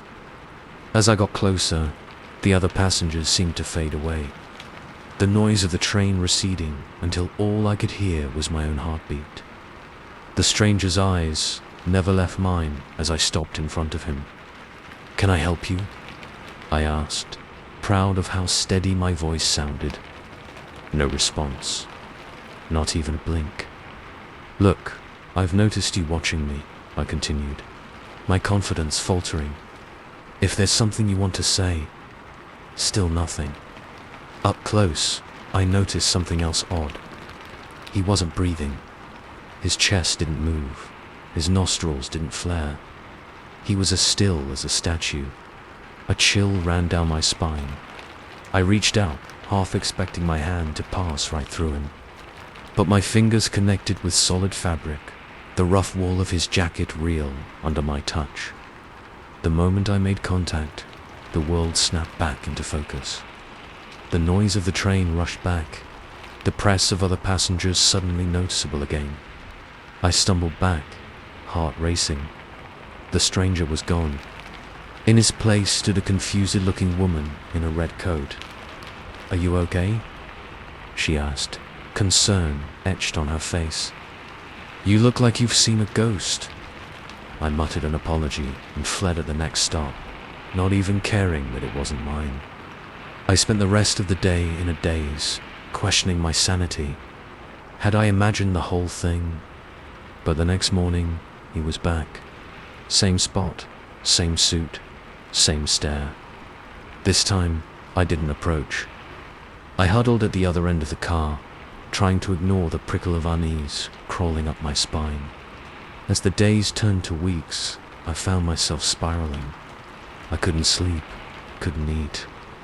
Every time I closed my eyes, I saw his face, those unblinking eyes boring into me. I started taking cabs to work, draining my savings, but desperate to avoid the subway. My co-workers noticed the change. "You okay, Sarah?" my cubicle neighbor, Tom, asked one day. "You seem off lately." I forced a smile. "Just haven't been sleeping well." "It's nothing." But it wasn't nothing. Even without taking the subway, I started seeing him everywhere. A glimpse in a store window, a shadow at the edge of my vision. Once, I could have sworn I saw him standing at the foot of my bed in the middle of the night, gone when I blinked. I knew I was losing it. I needed help, but who would believe me? In desperation, I turned to the internet. I spent hours scrolling through paranormal forums, conspiracy theory sites, anything that might give me answers. Most of it was garbage, but one thread caught my eye.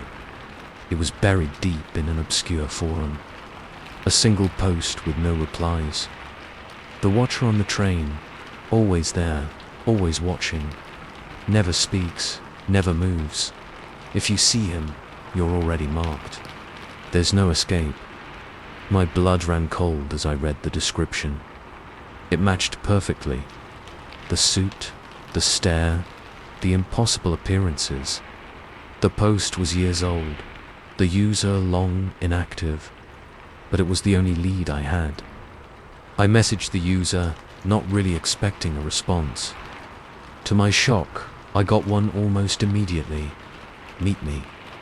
Central Park, Bethesda Fountain, midnight." It was crazy. Meeting a stranger in the park in the middle of the night. But I was already in so deep. What did I have to lose? The park was eerily quiet as I approached the fountain. The soft splash of water was the only sound, the moonlight casting long shadows across the path. For a moment, I thought I'd been stood up. Then, a figure emerged from the darkness. An old woman, her face lined with age and worry. "You've seen him," she said. It wasn't a question. I nodded, words failing me. She sighed, suddenly looking even older. "I'm sorry. I had hoped. But it doesn't matter now. You need to know what you're dealing with." Over the next hour, she told me a story that shattered my understanding of reality. The being I'd seen, the Watcher, as she called it, wasn't human. It was something old, something that had existed in the shadows of our world for centuries. "It chooses people," she explained, her voice barely above a whisper. "No one knows why, but once it marks you, it never stops watching, never stops following." "What does it want?" I asked, my voice shaking. She shook her head. "No one knows. Some say it feeds on fear, on the slow descent into madness its presence causes. Others think it's studying us, learning our weaknesses for some future invasion. All I know is, once it chooses you, there's no going back. There has to be a way to stop it, I pleaded. To make it go away. The old woman's eyes filled with tears. Oh, child, don't you understand? It never goes away. I've been running from it for 50 years. As if on cue, I saw movement out of the corner of my eye. There, at the edge of the clearing, stood the stranger, watching, waiting. The old woman saw him too. With a strangled cry, she turned and ran, disappearing into the darkness of the park.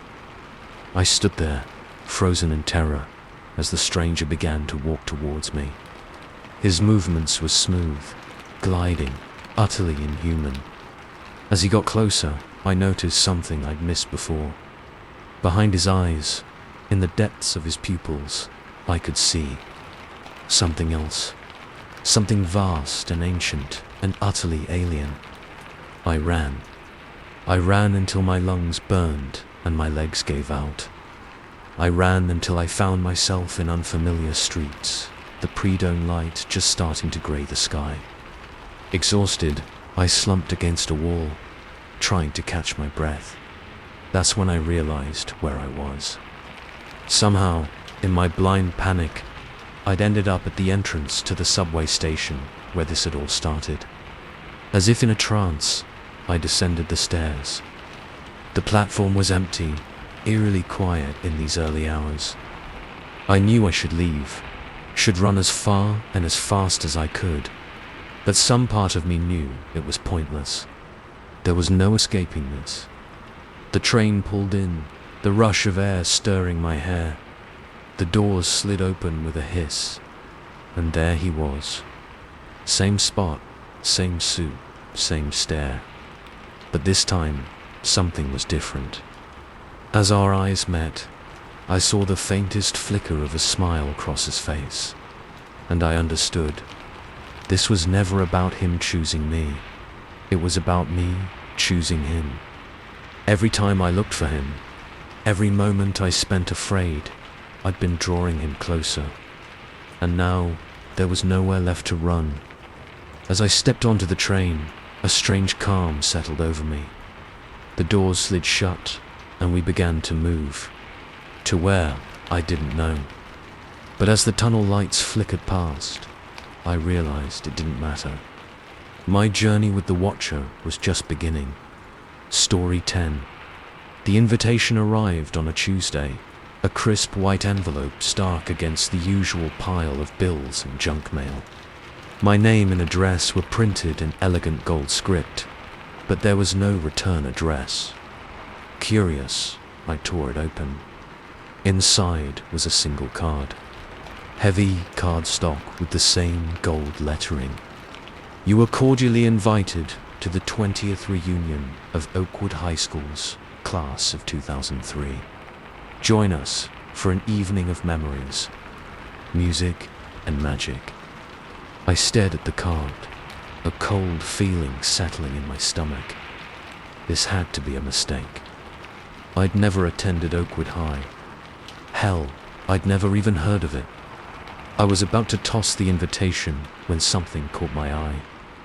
At the bottom of the card, in smaller print, "We've missed you, Emily.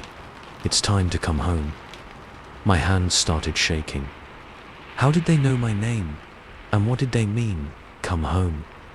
I spent the next few days trying to forget about the invitation, but it nagged at me. I found myself Googling Oakwood High School, but nothing came up. It was as if the place didn't exist. Just when I'd almost convinced myself it was all an elaborate prank, another envelope arrived. This one contained a photograph.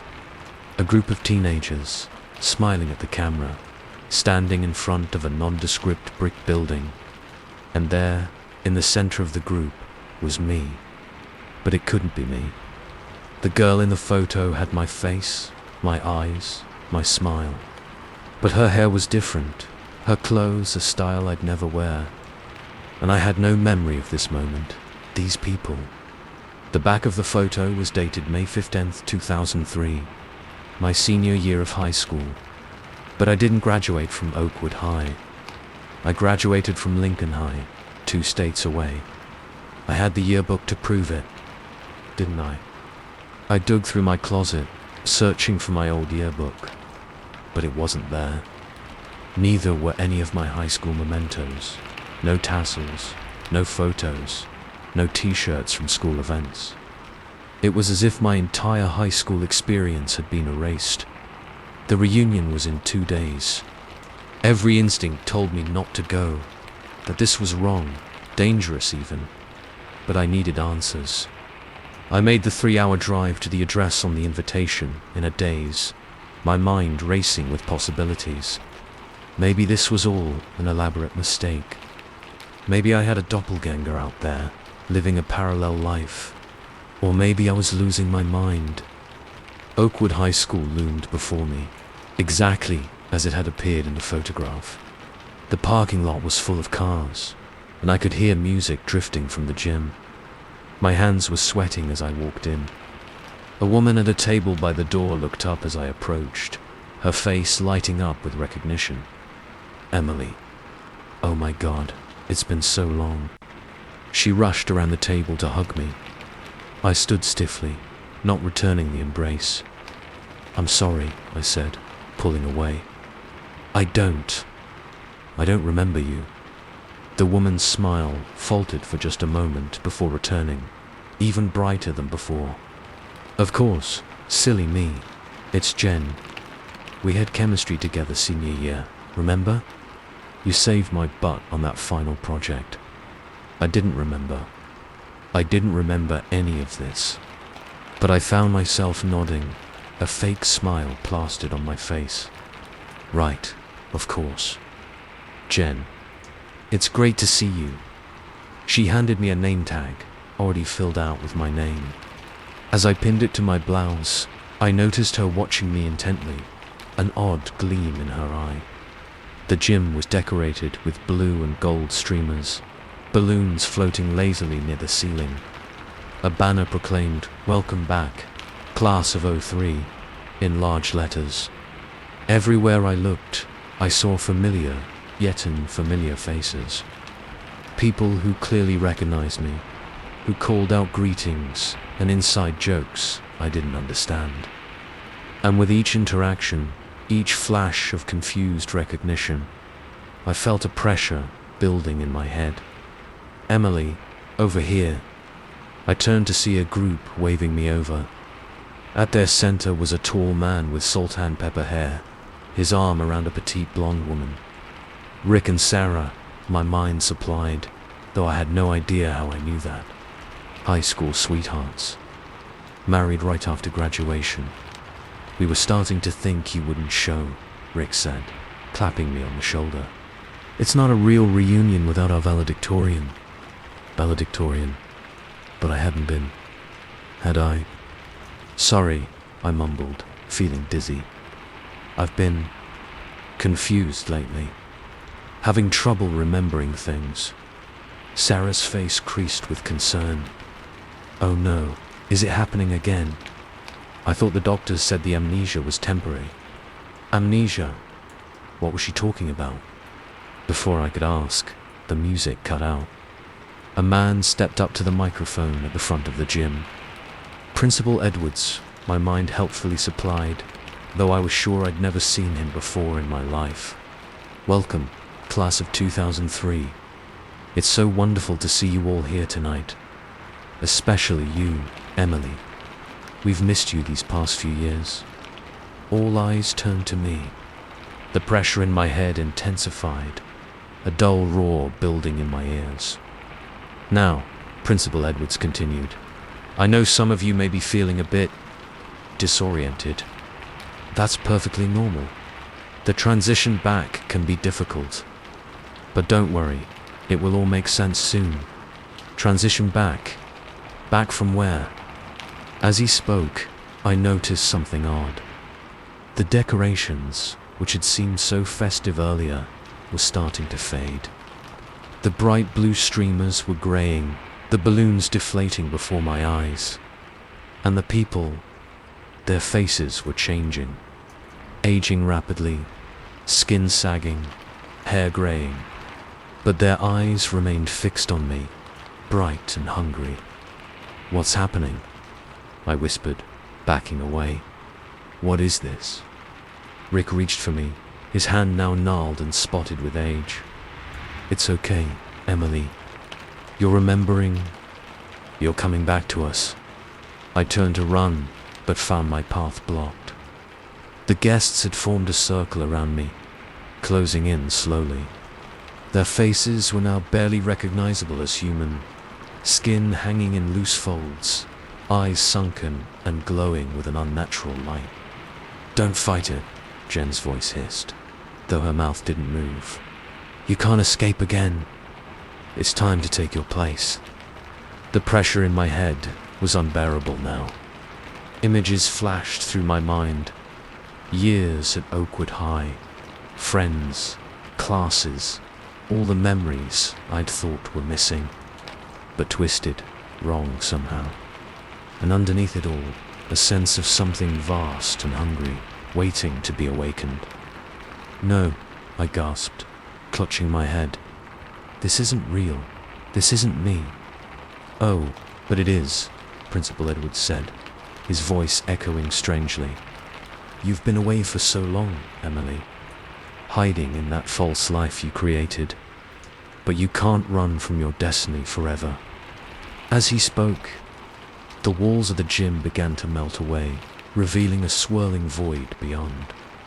The thing I'd sensed earlier rose up, a mass of tentacles and eyes and gaping maws. "You are the key, the thing that had been Principal Edwards intoned, the one who will open the way. It's time to fulfill your purpose."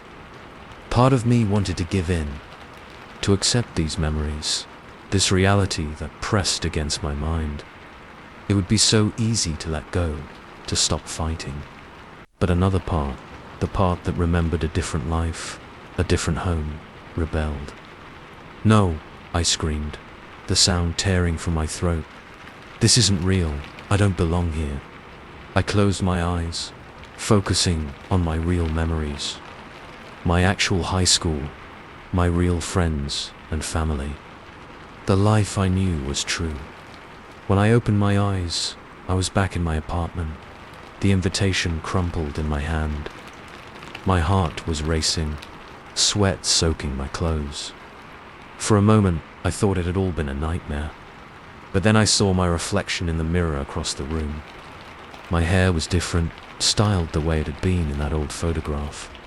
And my eyes, for just a second, I could have sworn they glowed with an otherworldly light.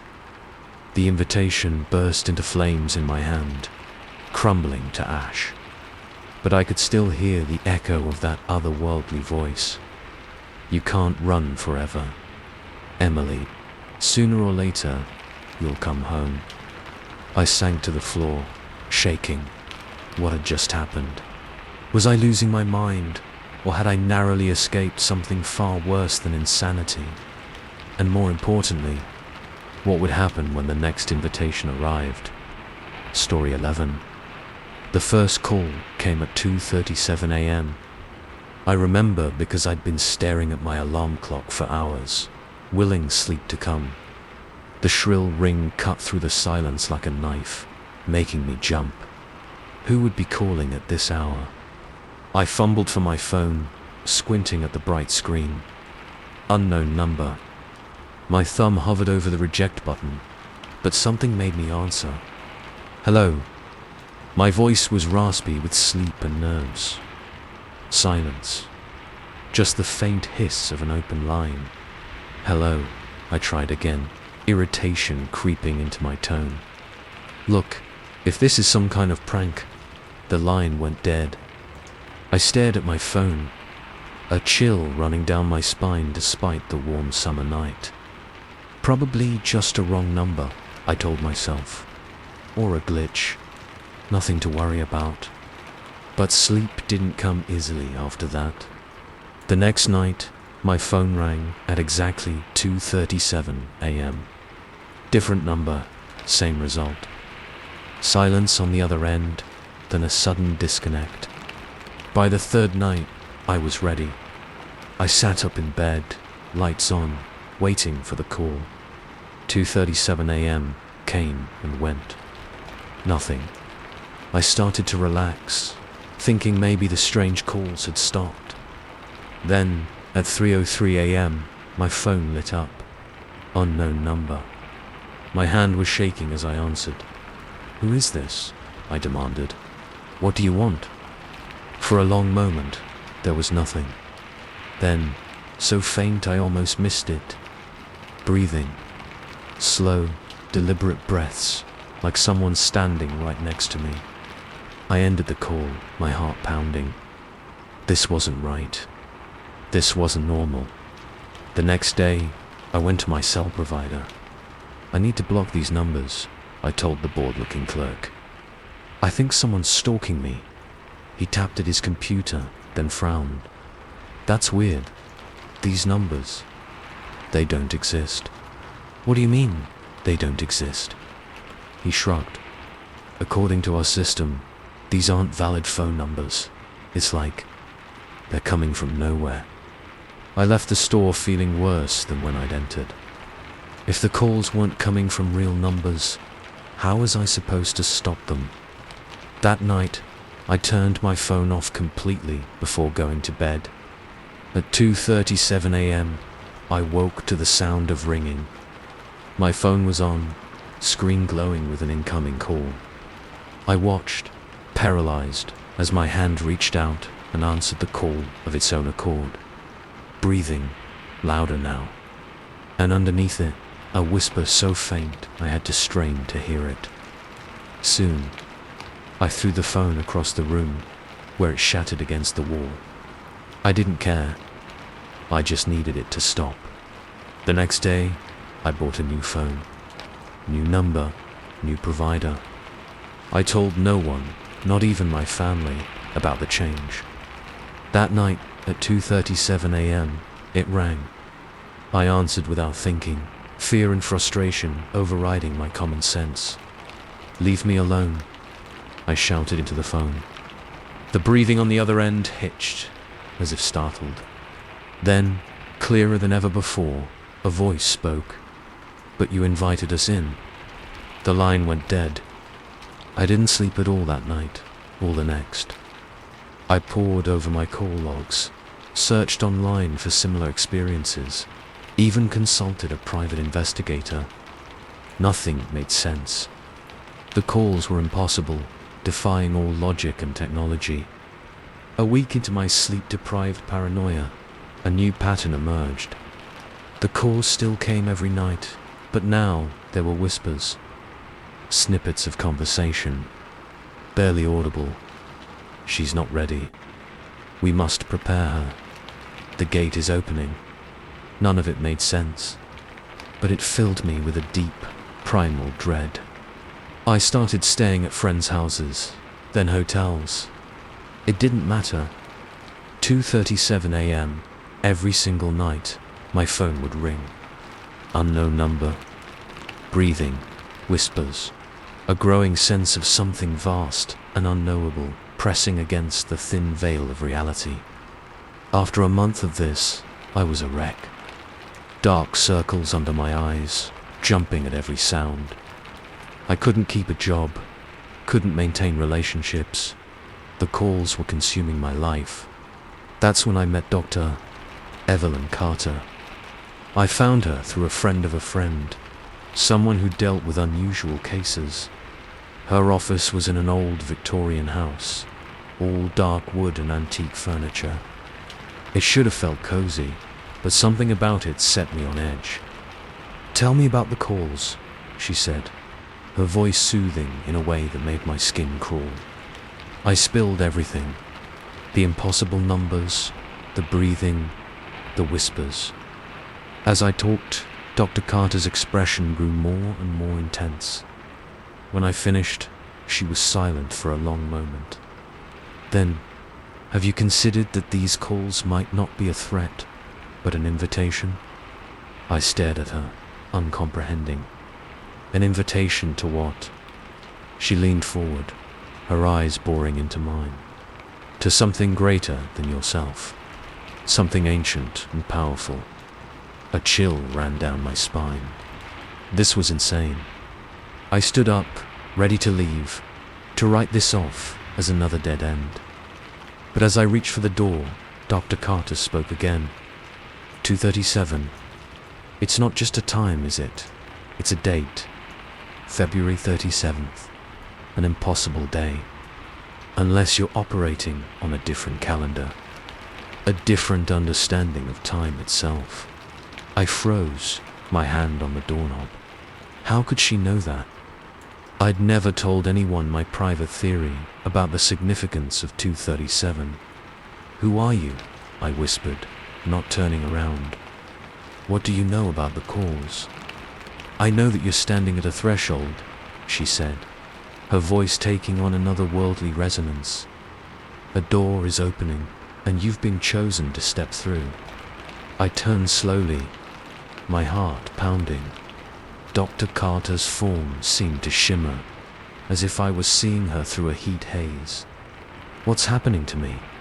I asked, my voice barely audible. She smiled, and for a moment, I saw something else behind her face. Something ancient and vast and utterly alien. "You're waking up," she said. "The you that exists in this limited reality is just a fragment, a dream. It's time to remember who you really are." As she spoke, the room began to shift and warp. The walls melted away, revealing a swirling void filled with impossible geometries and colors that hurt to look at. And in the center of it all, a phone, ringing, I knew, with a certainty that terrified me.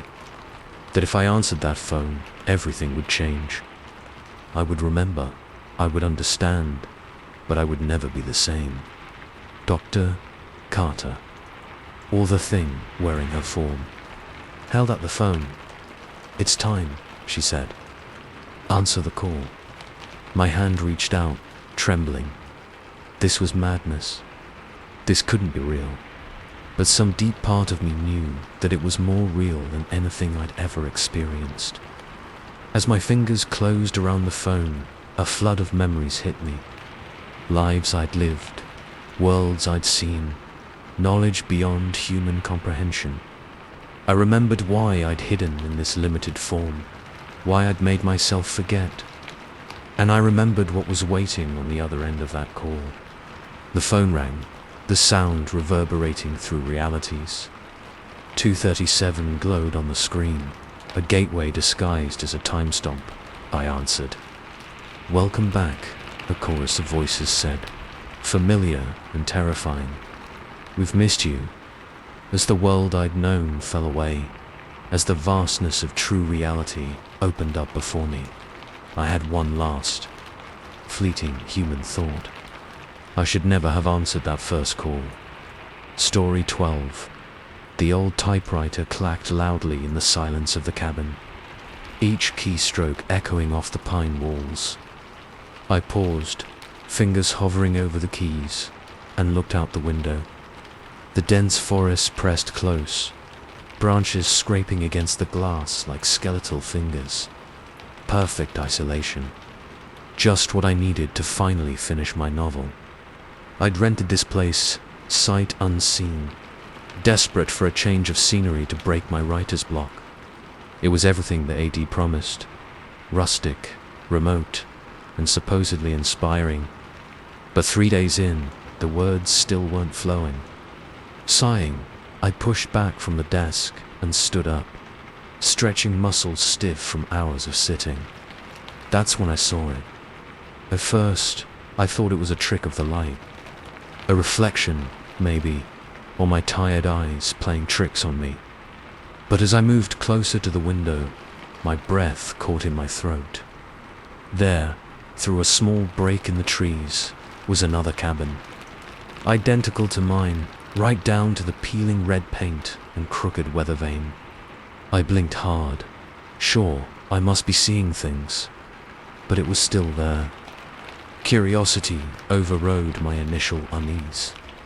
I grabbed my jacket and headed outside, the autumn air crisp against my face.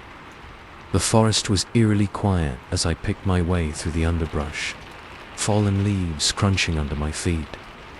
As I got closer, the similarity became even more apparent. It wasn't just the same style of cabin.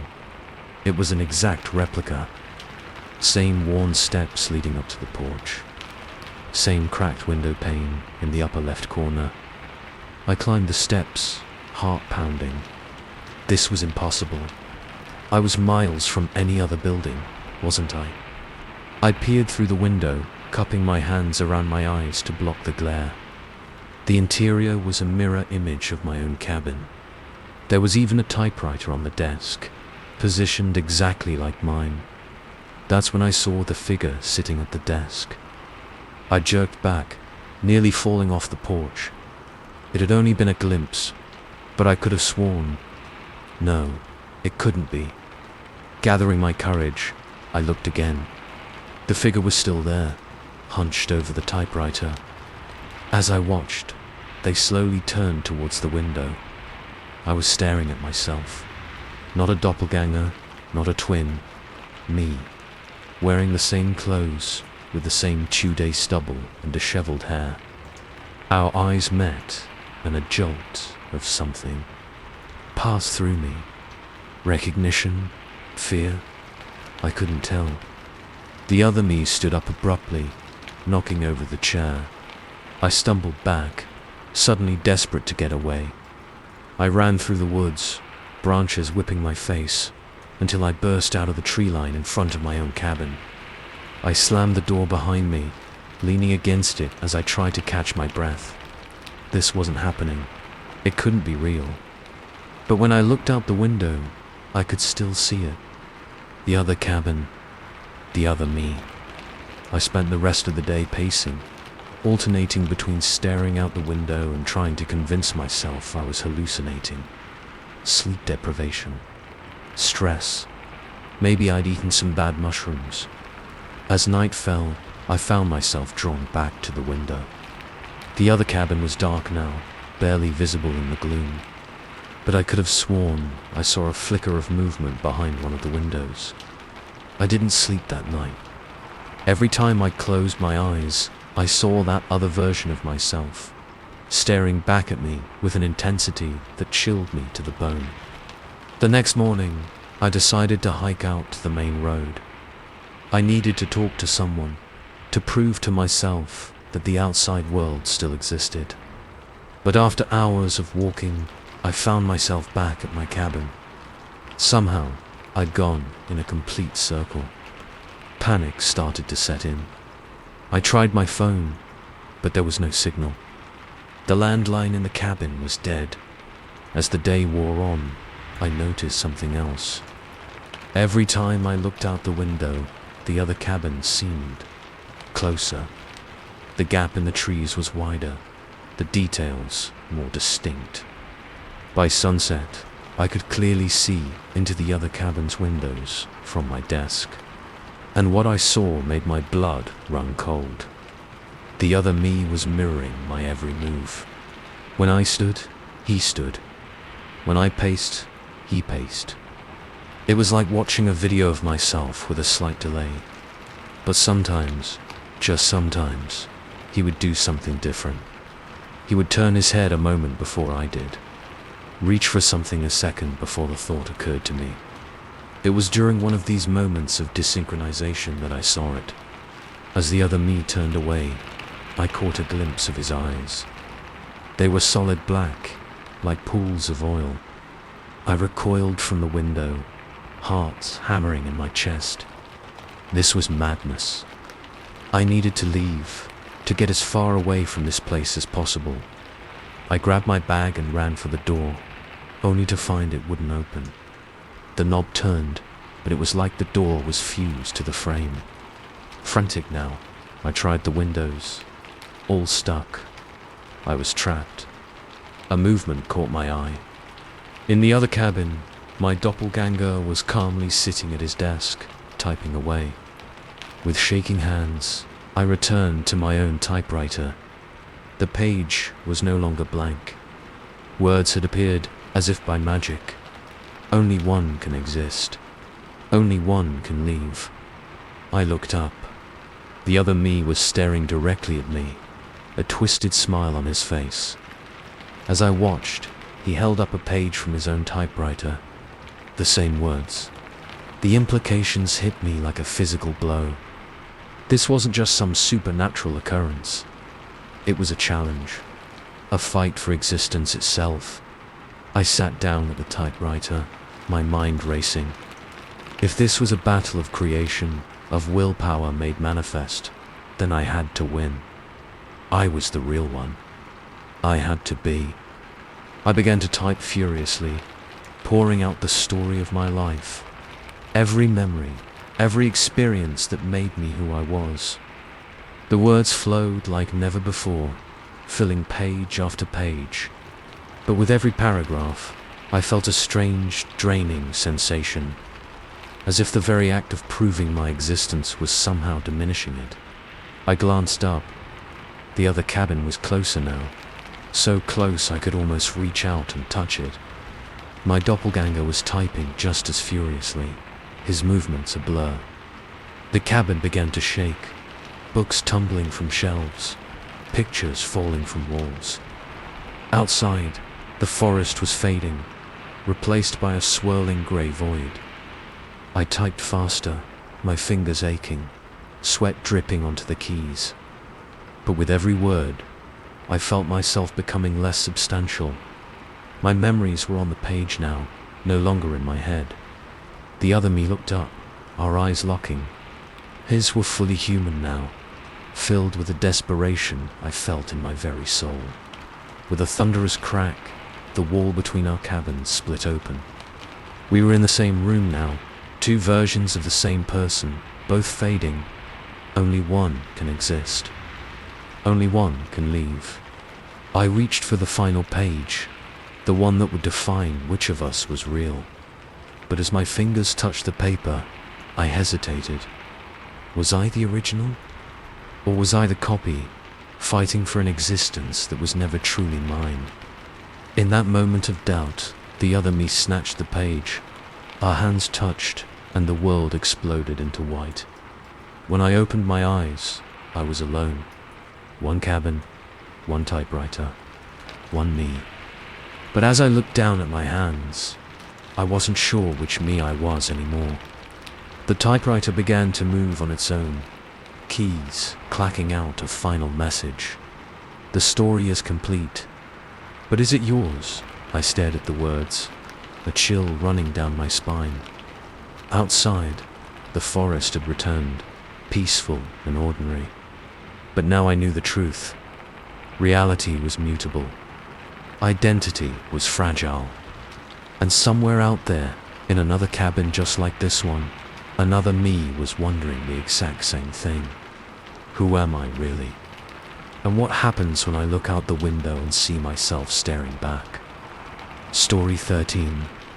The first dream came 3 nights after I discovered the scroll. I remember because I'd spent those 72 hours in a caffeine-fueled frenzy, poring over the ancient text, desperate to unlock its secrets. In the dream, I stood in a vast, dark chamber. Flickering torches cast dancing shadows on walls covered in strange, angular symbols. A voice echoed through the space, speaking words I didn't understand but somehow recognized. I woke up, drenched in sweat, the unknown language still ringing in my ears. As a linguist specializing in dead languages, I was used to puzzles, but this was different. The scroll had arrived in a nondescript package, no return address, just my name scrawled in spidery handwriting. Inside was a letter. Dr. Evelyn Marsh, your expertise is needed. Decipher this text, but be warned. Knowledge comes at a price. I should have been more cautious. Should have run it through proper channels, had it authenticated. But the moment I unrolled that delicate parchment, I was captivated.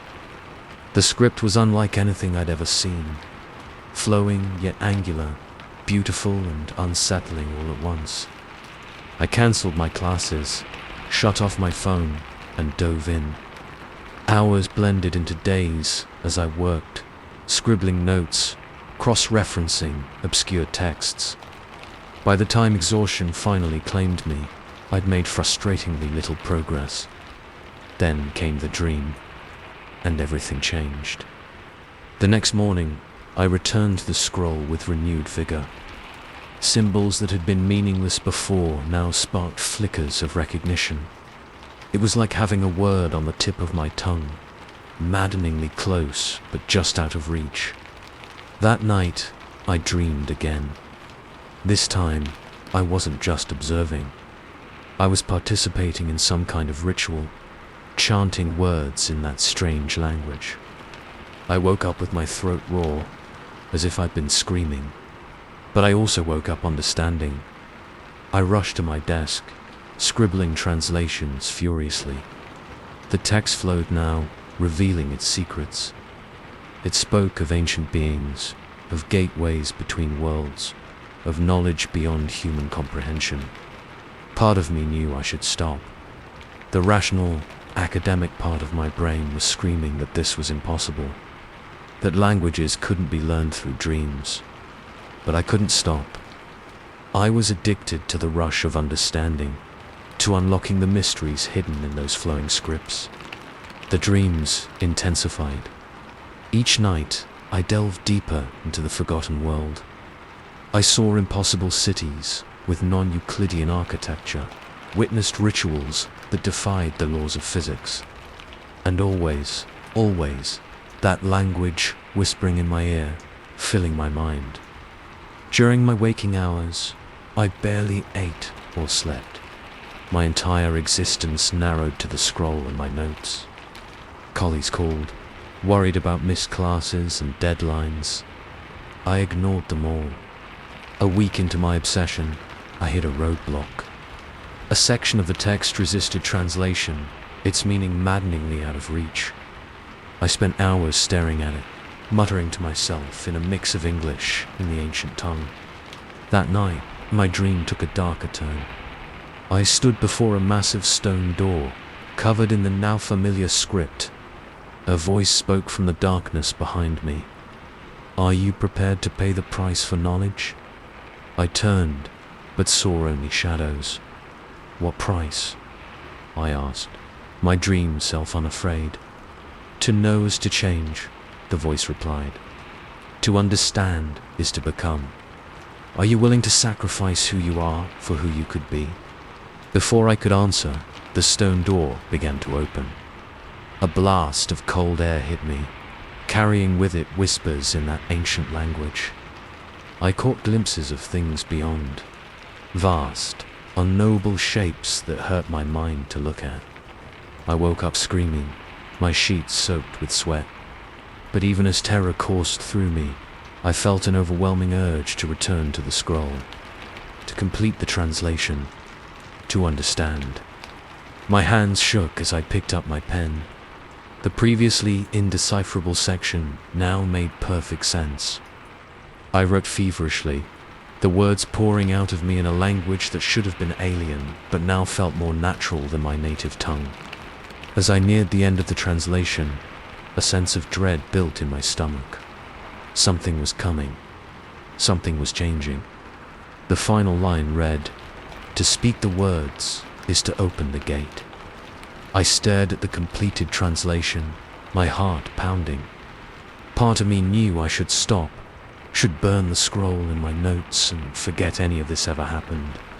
But a larger part, the part that had always pushed me to uncover the mysteries of the past, urged me on. I had come too far to turn back now. Taking a deep breath, I began to read the text aloud. The words felt heavy on my tongue, charged with power I didn't understand. As I spoke, the air in my study seemed to thicken, shadows deepening in the corners. I reached the final line. To speak the words is to open the gate. For a moment, nothing happened. Then, slowly, the shadows began to move.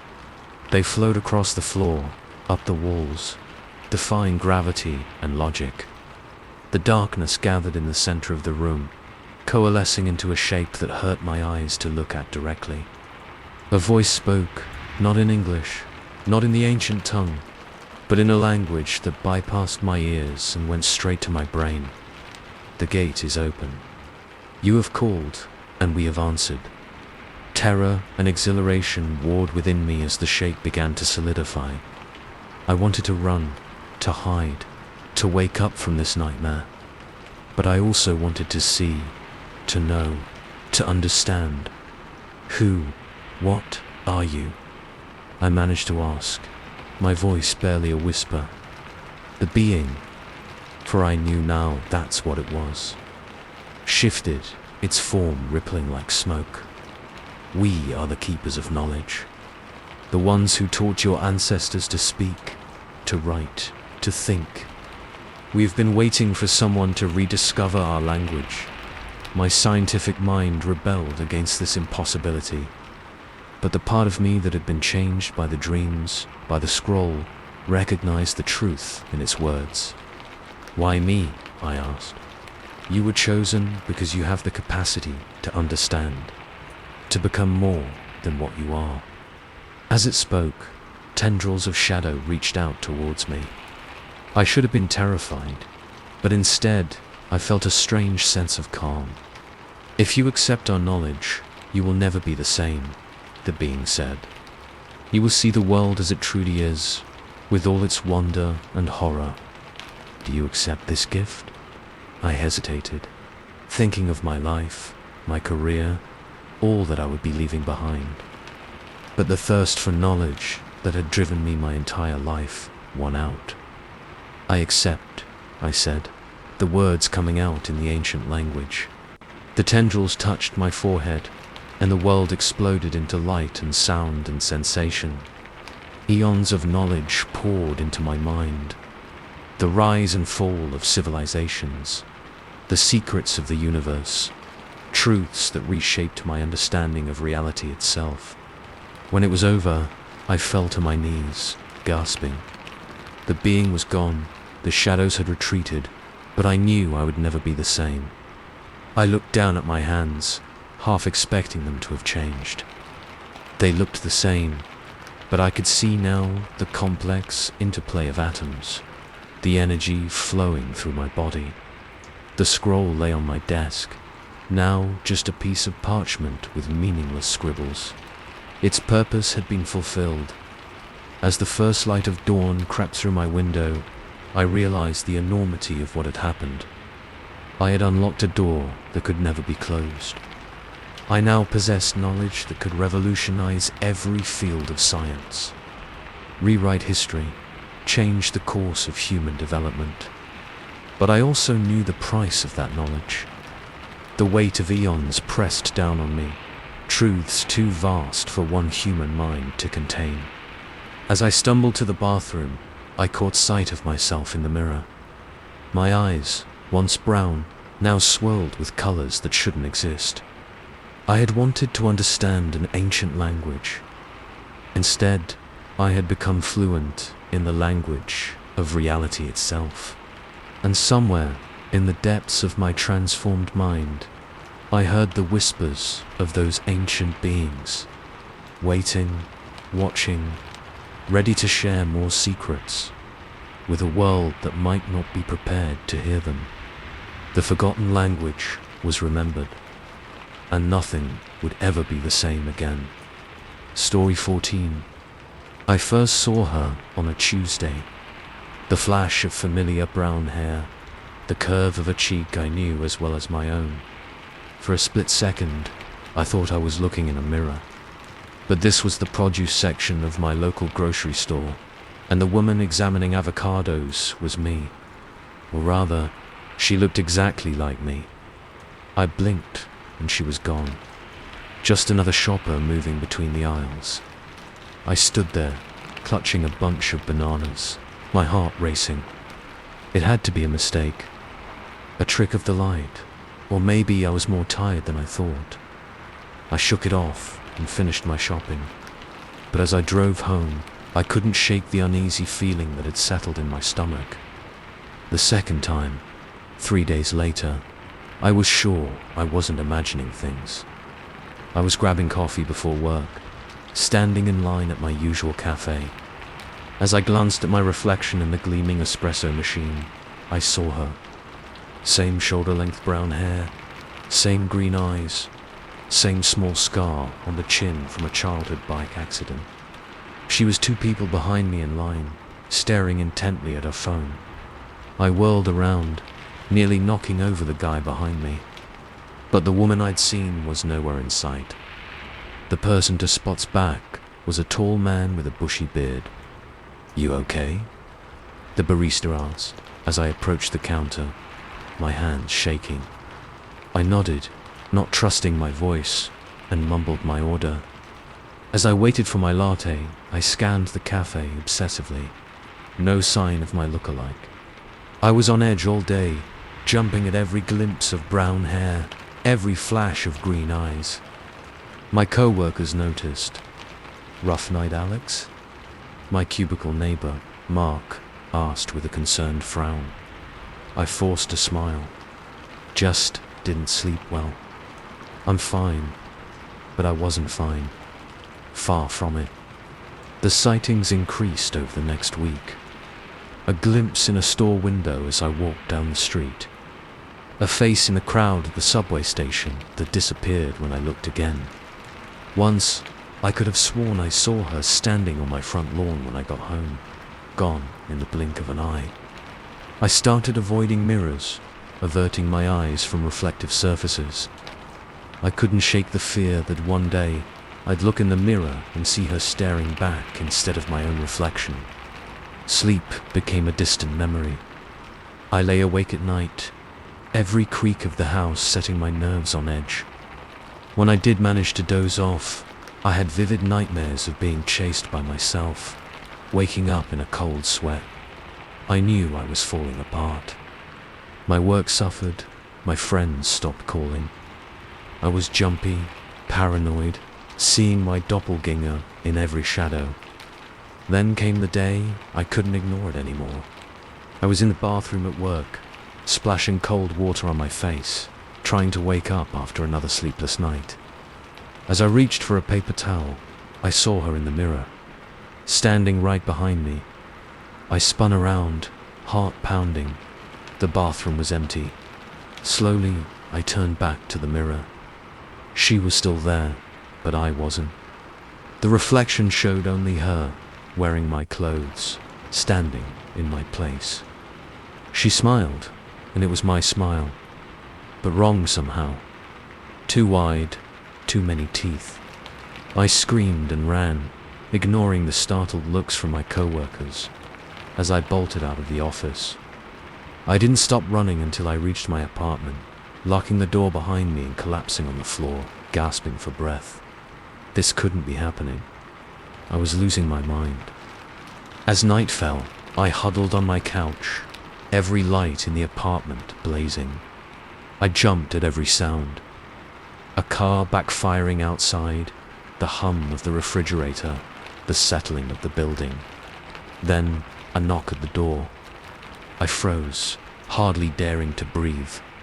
Another knock, more insistent this time. "Alex," my own voice, coming from the other side of the door. "I know you're in there. We need to talk." I pressed my hands over my ears, screwing my eyes shut. This wasn't real. It couldn't be real. "Alex, please, open the door." Against every instinct, I found myself moving towards the door. My hand shook as I reached for the knob. I opened the door, and there she was. Me, but not me. Perfect in every detail, from the small mole on my left cheek to the tiny scar on my eyebrow. "Hello, Alex," she said, smiling that too wide smile. "It's nice to finally meet face to face." I stumbled backward, my legs hitting the coffee table. "Who? What are you?" She stepped inside, closing the door behind her. "I'm you, of course. Or rather, I'm who you could be, who you should be." "This isn't possible," I whispered, my voice shaking. She laughed, and it was my laugh, but with an edge I'd never heard before. "Oh, Alex. So much as possible when you stop limiting yourself. She moved around my apartment, picking up photos, examining knickknacks. You've made quite a life for yourself here. Stable job, nice apartment, good friends. But we both know it's not enough, don't we? I shook my head, unable to form words. You've always wanted more, she continued. To be more. I'm the version of you that wasn't afraid to reach for it. What do you want from me? I managed to ask. She turned to face me, my green eyes glinting in the lamplight. I want to give you a choice. You can stay here, in this small, safe life you've built. Or you can let me take over and experience everything you've ever dreamed of. Take over, I repeated, my blood running cold. She nodded. One of us has to go, Alex. This reality isn't big enough for two of us. And let's be honest, I'm the better version. Stronger, smarter, more alive. As she spoke, I noticed subtle differences. Her posture was straighter, more confident. Her skin seemed to glow with vitality. Even her hair looked shinier, healthier. This isn't real, I said, but my voice lacked conviction. You're just a hallucination. I'm having a mental breakdown. She sighed, looking almost disappointed. I had hoped you'd understand, but I suppose that's why I'm here and you're, well, you. She stepped closer, and I scrambled back, hitting the wall. Stay away from me. I'm not going to hurt you, Alex, she said softly. I'm going to set you free. She reached out, her hand inches from my face. I could feel the strange energy radiating from her, pulling at something deep inside me. No, I shouted, ducking under her arm and running for the door. But she was faster, impossibly fast. She caught me, spinning me around to face her. You can't run from yourself, Alex, she said, her voice echoing strangely. It's time to become who you were meant to be. Her hands gripped my shoulders, and suddenly the world was spinning. I felt like I was being turned inside out, my very essence unraveling. When it stopped, I was looking at myself, but not in a mirror. I was standing where my doppelganger had been, and she, the original me, was slumped against the wall, looking dazed. What? What did you do? I asked, but it wasn't my voice. It was hers, the confident, vibrant version. She looked up at me, fear and confusion in her eyes. My eyes. Please, she whispered. Don't do this. I felt a surge of pity, quickly replaced by a cold determination that felt alien yet familiar. I'm sorry, I heard myself say, but only one of us can exist here, and I'm the better version. As I watched, she began to fade, becoming transparent. Her last expression was one of terrified understanding before she vanished completely. I stood there, in an apartment that was mine but not mine, in a body that was familiar yet new. I felt strong, confident, alive in a way I never had before. I walked to the mirror, studying my reflection. Same face, same features, but now imbued with a vitality and purpose I'd always lacked. Well, Alex, I said to my reflection, smiling that too wide smile. Time to live the life you always dreamed of. As I turned away from the mirror, a flicker of movement caught my eye. For just a second, I thought I saw her, the old me, staring back, pounding silently on the other side of the glass. I blinked, and she was gone. Just my imagination, surely. But as I left the apartment, ready to start my new life, I couldn't shake the feeling that somewhere, in some other reality, another Alex was screaming. Trapped behind the mirror, watching as I lived the life that should have been hers. Story 15. The alarm blares at 7:15 a.m., just like it always does.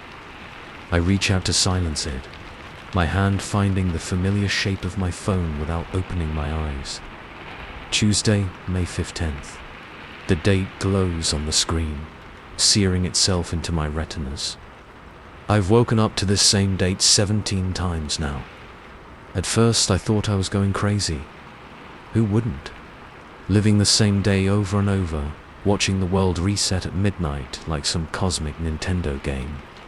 But after the 5th or 6th loop, the panic gave way to a sort of numb acceptance.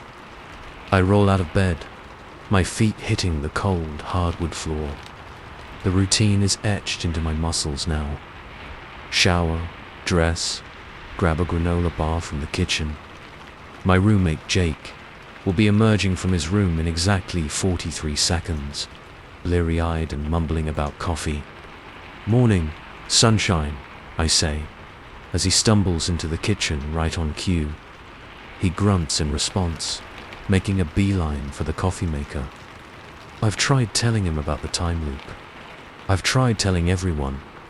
Sometimes they believe me, sometimes they don't. It never matters. Come midnight, their memories reset along with everything else. I'm the only constant in a world of variables. As I leave the apartment, Mrs. Goldstein from 4B is checking her mail. Her arthritis is acting up today. I can tell from the way she winces as she turns the key. I've learned to notice these little details, the minute changes that make each iteration of this endless Tuesday unique.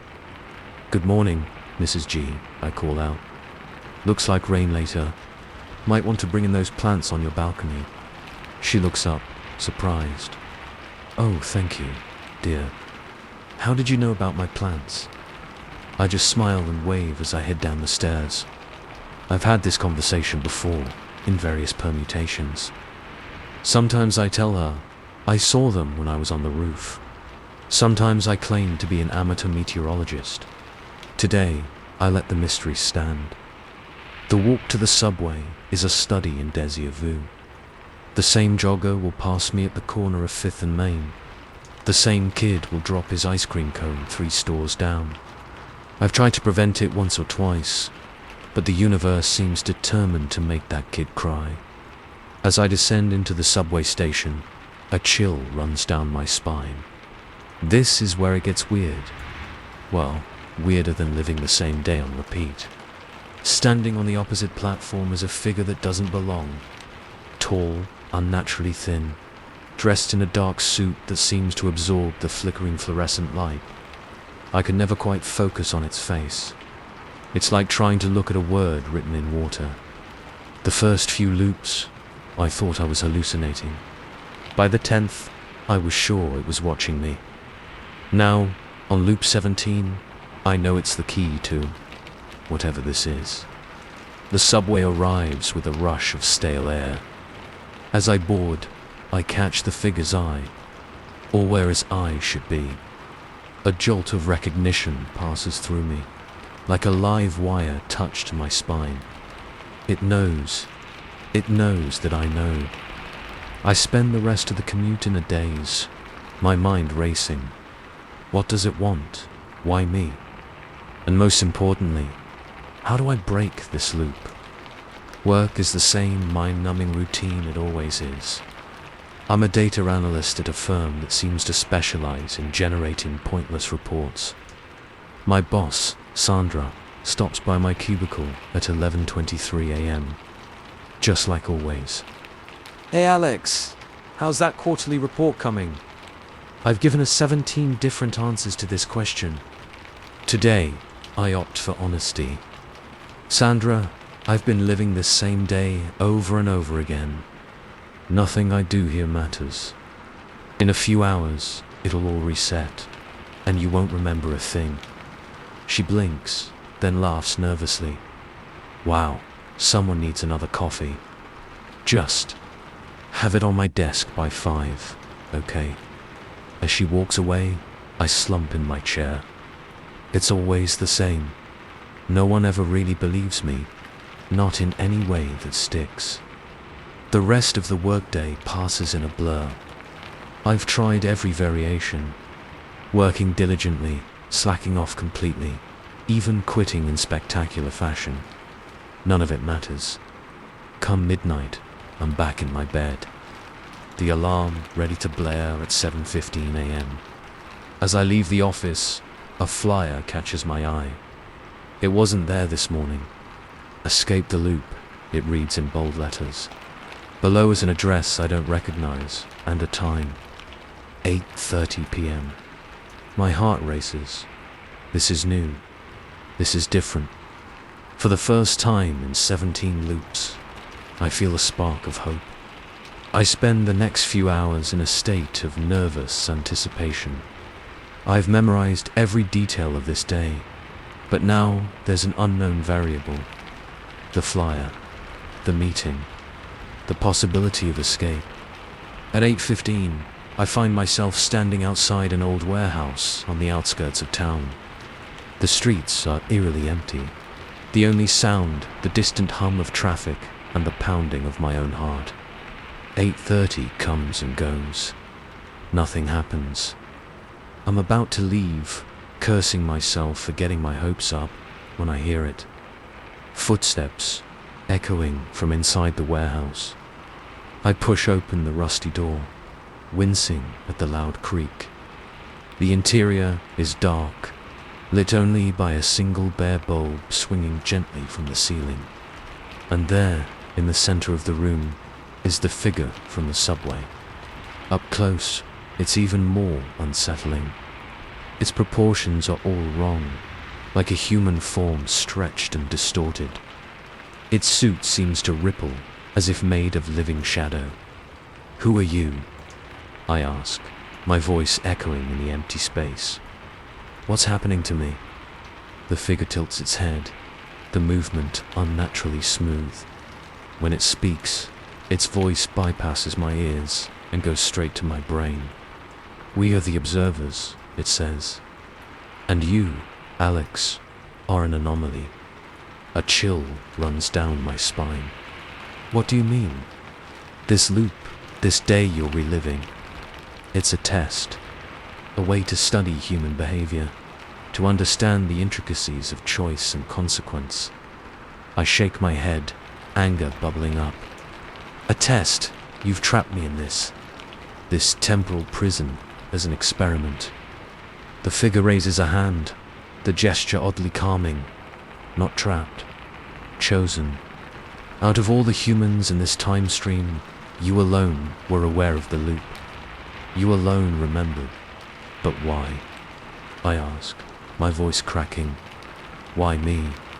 Because you have the potential to see beyond, to understand the true nature of reality. As it speaks, the warehouse seems to fade away. I'm standing in a vast, dark space, pinpricks of light swirling around me like stars. These are all potential timelines, the figure explains. Each light a different version of this day, a different set of choices and outcomes. I reach out, my fingers brushing against one of the lights. Suddenly, I'm living a different version of Tuesday, May 15th. One where I took a different route to work, where I said yes instead of no, where 1,000 tiny choices led to a completely different day. I pull my hand back, gasping. This is incredible. But why show me this? The figure's featureless face somehow manages to convey sadness. Because your world is at a tipping point, a crucial moment in your timeline. We needed someone who could see the bigger picture, who could make the right choice when the time comes. What choice? I ask, a sense of dread settling in my stomach. You'll know when the moment arrives, it says. For now, you must continue to observe, to learn. Each loop brings you closer to understanding. Before I can ask anything else, the warehouse snaps back into focus. The figure is gone, leaving me alone with more questions than answers. I check my watch. 11:58 p.m. Almost midnight. Almost reset time. As I walk home, my mind reels with the implications of what I've learned. I'm not trapped in a loop. I'm being prepared for something. Something big. I crawl into bed just as the clock ticks over to midnight. As consciousness fades, I wonder what the next loop will bring. What tiny details will change? What clues will I uncover? And somewhere in the back of my mind, a small, terrified voice wonders, when the crucial moment comes, will I be ready? The alarm blares at 7:15 a.m. Tuesday, May 15th. Loop 18 begins. But this time, I'm ready. This time, I'm watching. Story 16. The first sign that something was wrong was when our GPS died. 1 minute it was cheerfully directing us to take the next right, and the next. Nothing but static. Damn it, my wife Sarah muttered, tapping the screen in frustration. I told you we should have brought a paper map. I shrugged, keeping my eyes on the winding mountain road. It's fine. We can't be that far from the campground. We'll just keep heading north. As the words left my mouth, an uneasy feeling settled in my stomach. We'd been driving for hours, far longer than the trip should have taken. The dense forest pressing in on both sides of the road was starting to feel less scenic and more oppressive. Just as I was about to suggest turning back, the trees suddenly gave way to a small clearing. A weathered wooden sign welcomed us. Welcome to Millbrook, where time stands still. Sarah perked up. Oh, thank God. Civilization. Maybe we can get directions. I pulled into what passed for a main street, taking in the quaint storefronts and old-fashioned street lamps. It was like stepping back in time. Not a chain store or modern car in sight. This is weird, right? I said, parking in front of a general store that looked straight out of the 1950s. Sarah was already unbuckling her seatbelt. Who cares? They'll have a map, and I desperately need to pee. Come on, Jake. The bell above the store's door jingled as we entered. An elderly man behind the counter looked up, his face breaking into a warm smile. Well, hello there, strangers. Welcome to Millbrook. What can I do for you folks today? His folksy charm was almost too much, like a caricature of small-town friendliness. But Sarah was already asking about a restroom, so I pushed aside my unease and approached the counter. Hi, we're a bit lost. Trying to get to Pinewood Campground. Our GPS conked out. The old man's brow furrowed. Pinewood? Can't say I've heard of it. But why don't you stay here in Millbrook? We've got a lovely inn, and the Harvest Festival starts tomorrow. I blinked, taken aback by his eagerness. Oh, thanks, but we've got reservations. If you could just point us towards the highway. Now, he interrupted, his smile never wavering. No need to rush off. Why don't you folks take a look around town? I'm sure you'll fall in love with Millbrook. Before I could protest, Sarah returned. Jake, this place is amazing. Did you see the soda fountain next door? It's like we've gone back in time. I forced a smile, trying to ignore the growing sense of wrongness. Yeah, it's something. Look, maybe we should just find the highway and, don't be such a stick in the mud. Sarah laughed, linking her arm through mine. Let's explore a bit. When's the last time we had a spontaneous adventure? I wanted to argue, to insist we leave, but the excitement in her eyes stopped me. What was the harm in looking around for a few minutes? As we strolled down Main Street, I couldn't shake the feeling that something was off. The townspeople were almost too friendly, greeting us like long-lost friends. And there were little details that didn't add up. A newspaper in a stand with yesterday's date, but a year I didn't recognize. A TV in a store window playing what looked like live news, but the anchor's hairstyle and clothes were decades out of date. We passed a group of children playing hopscotch. their sing-song rhyme drifting on the air. Round and round the circle goes. Where it stops, nobody knows. Time stands still in Millbrook town. Once you're here, you can't leave now. A chill ran down my spine. "Sarah," I said, trying to keep my voice calm, "I think we should go." But she was already being drawn into a conversation with a friendly couple, cooing over their baby. "Oh, Jake, look how adorable she is. What's her name?" the mother beamed. "This is little Emily. She'll be turning 1 next month, for the 57th time." My blood ran cold. "I'm sorry, what did you say?" The woman's smile never faltered. "Oh, you know how it is. Children grow up so fast. Here in Millbrook, we like to savor every moment." I grabbed Sarah's arm, pulling her away. "We need to leave. Now, Jake, what's gotten into you?" she protested as I dragged her back towards our car. "Didn't you hear what she said? About the baby?" "Sarah, something is very wrong here," single quotes. But as we reached the spot where we'd parked, my heart sank. Our car was gone. Looking for something. I turned to see the old man from the store, still wearing that unnervingly wide smile. "Our car," I said, trying to keep the panic out of my voice. "It was right here." Single quotes, he chuckled, the sound grating on my nerves. Now, there's no need for that. You folks are here now, part of Millbrook. Why would you want to leave?" Sarah's grip on my arm tightened. I could feel her starting to tremble as the reality of our situation sank in. "What is this place?" I demanded. "What do you want from us?" The old man's smile widened, impossibly wide. "Want? Why? We just want you to stay, to be part of our little family. Millbrook needs new blood, you see. It's been so long since we had visitors." As he spoke, I noticed the other townspeople gathering around us. Their friendly expressions now seemed more like hungry leers. "You can't keep us here," Sarah said, her voice shaking. "People will come looking for us." The old man laughed, and this time there was no warmth in it. "Oh, my dear, no one ever comes looking. Time moves differently here in Millbrook. By the time anyone notices you're gone, well, you'll have always been here."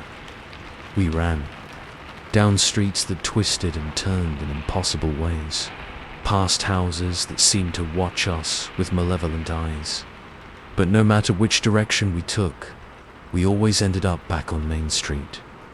Night fell with unnatural swiftness, plunging the town into darkness broken only by the sickly glow of the old-fashioned street lamps. The air grew cold, our breath coming out in panicked clouds as we huddled in a alleyway. "What are we going to do?" Sarah whispered, tears streaming down her face. I held her close, my mind racing. There had to be a way out. There had to be. A noise at the end of the alley made us both freeze. The old man from the store stood there, his shadow stretching impossibly long in the lamplight. Now, he said, his voice gentle, but with an undercurrent of menace. "There's no need for all this fuss. Why don't you come along to the inn? Get a good night's rest. You'll feel better in the morning. You'll see. Millbrook isn't so bad once you get used to it." As he spoke, more townspeople appeared behind him. Their faces were different now, gaunt, with two wide eyes and mouths stretched into rictus grins. "You'll love it here," a woman's voice crooned. "Time stands still. No more worries about growing old, about life passing you by. Join us," the crowd began to chant. "Join us in Millbrook, where every day is perfect, where nothing ever changes." I felt something inside me start to give way. The promise of an endless, perfect day was seductive. No more stress, no more rushing through life. Just peace and contentment, forever. Sarah's hand tightened on mine, snapping me back to reality. "Jake," she whispered. "Look." I followed her gaze. There, barely visible in the gloom of the alley, was a door I hadn't noticed before. Above it, a sign flickered weakly. "Exit." The old man's eyes narrowed. "Now, don't do anything foolish. That door, well, who knows where it might lead. Better to stay here, where it's safe, where you're wanted." But we were already moving. I yanked the door open, revealing a swirling vortex of light and shadow. "Jump!" I yelled, pushing Sarah through before leaping after her. We fell through nothingness, the angry howls of the Millbrook residents fading behind us. Then, with a jolt, we were back in our car, on the mountain road where this all began. The GPS crackled to life. In 500 feet, turn right to reach Pinewood Campground. Sarah and I looked at each other, both shaken and relieved. "Did that really happen?" she asked hesitantly. I glanced in the rearview mirror. For a moment, I thought I saw the old man's face, watching us with that too-wide grin. Then it was gone, leaving only the darkened forest behind us. "Let's just get to the campground," I said, pressing down on the accelerator. "And maybe next time we bring a paper map." As we drove away, I couldn't shake the feeling that somewhere, in a town that doesn't exist, a group of eternal residents were waiting for the next lost travelers to stumble upon Millbrook, where time stands still and no one ever leaves. Story 17. The first whisper came on our third night in the new house. A soft, barely audible sound that slithered through the darkness, jolting me awake. For a moment, I lay frozen, straining to hear it again. "Nothing. Did you hear that?" I whispered to my wife, Lisa. She mumbled something incoherent and rolled over, still deep in sleep. I shook my head, convincing myself it was just the house settling. Old houses make noise, right? But as I drifted back to sleep, I couldn't shake the feeling that the whisper had sounded almost like a word. Almost like welcome. The next morning, over coffee, I mentioned it to Lisa and our teenage daughter, Zoe. "Dad, you're being paranoid," Zoe said, rolling her eyes in that way only teenagers can. "It's probably just the pipes or something." Lisa nodded in agreement. "She's right, Mark. This place is over 100 years old. It's bound to make some strange noises." I forced a smile, pushing down the unease that had settled in my stomach. They were probably right. We'd gotten a great deal on this beautiful old Victorian, and I wasn't going to let my overactive imagination ruin it. But that night, I heard it again. Clearer this time. They can't hear us yet. Only him. I sat bolt upright, heart pounding. The words seemed to come from inside the wall, right next to my head. I pressed my ear against the faded wallpaper, holding my breath. Nothing but silence. Over the next few days, I found myself growing increasingly on edge. The whispers came more frequently, always when I was alone. In the study as I worked from home, in the kitchen as I made a midnight snack, in the bathroom as I brushed my teeth. He's listening. Should we tell him? Not yet. Soon. I started avoiding being alone in rooms, tagging along with Lisa or Zoe even when they gave me odd looks. I knew I was acting strange, but I couldn't bring myself to tell them about the whispers. They'd think I was losing my mind. Maybe I was.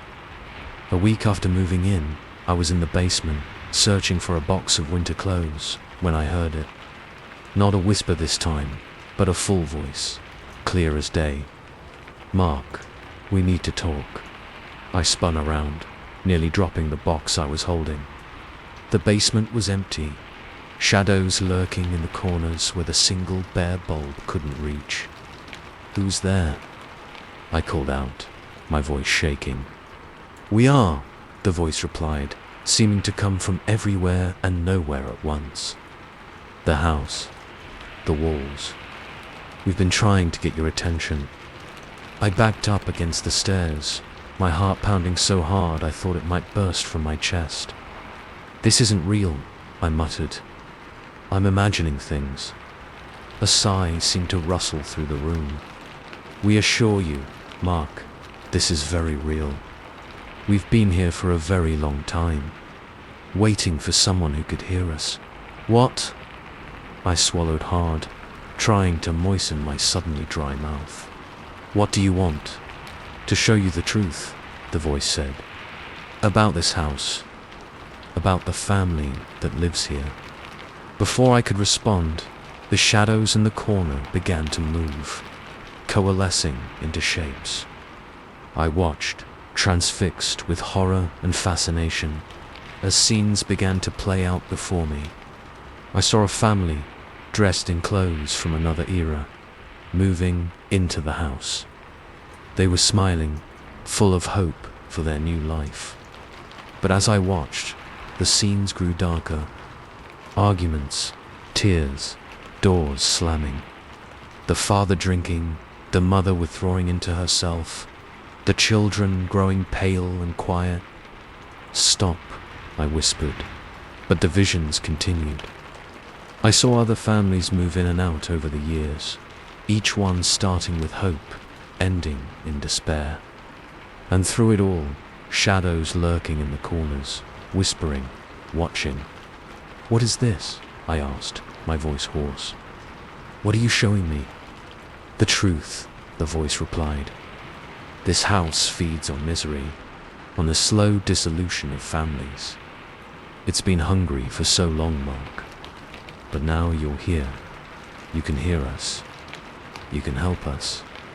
I shook my head, backing up the stairs. No, this isn't real. I'm not listening to this. As I fled the basement, I could have sworn I heard laughter echoing behind me.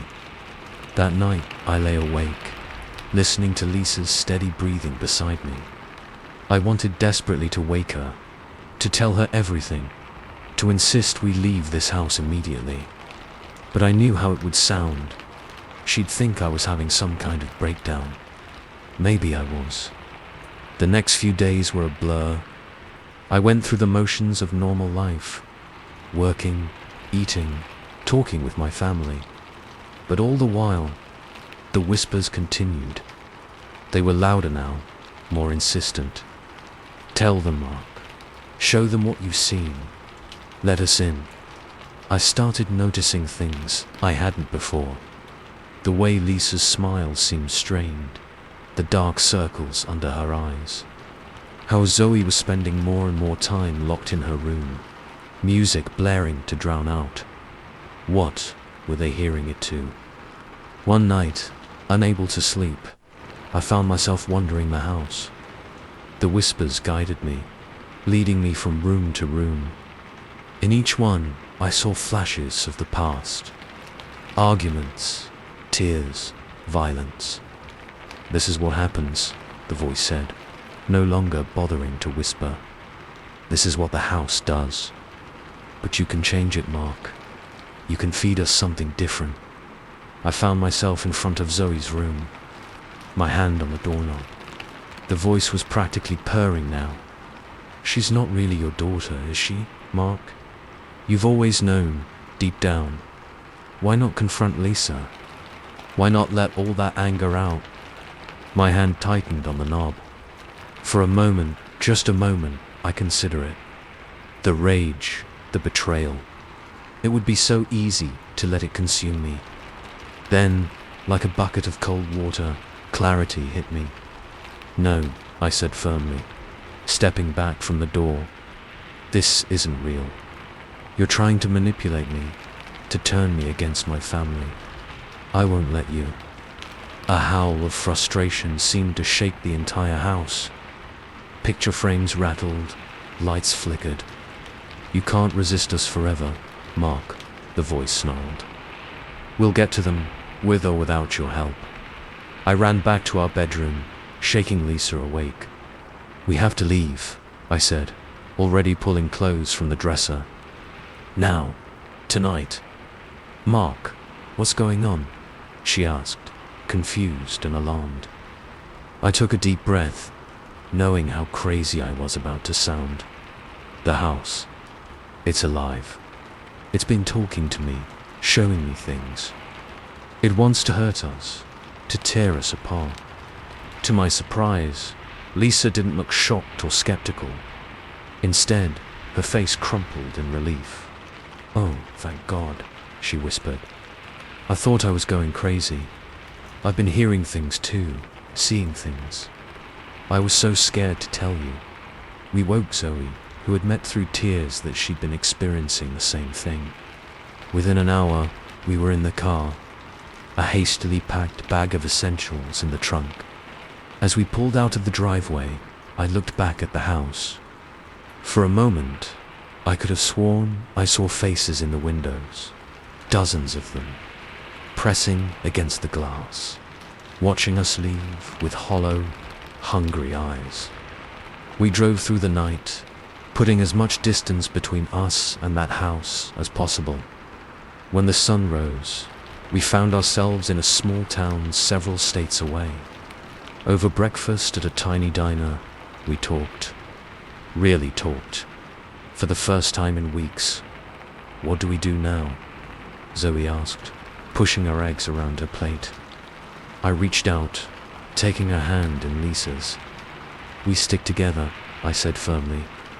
"Whatever that thing was, whatever it wanted, it didn't win. We're stronger than that." As we sat there, planning our next move, I felt a weight lift from my shoulders. The whispers were gone, replaced by the warm chatter of my family. But sometimes, late at night, I still hear it. A faint whisper on the edge of sleep, calling me back. And I wonder how many other families have moved into that house since we left. How many have fallen prey to its hunger. And I know, with a certainty that chills me to the bone, that one day we'll have to go back. Not to live, but to end it. To silence the whispers once and for all. Because if we don't, who will? Story 18. The first time it happened, I thought I was just having a bad day. We all forget things sometimes, right?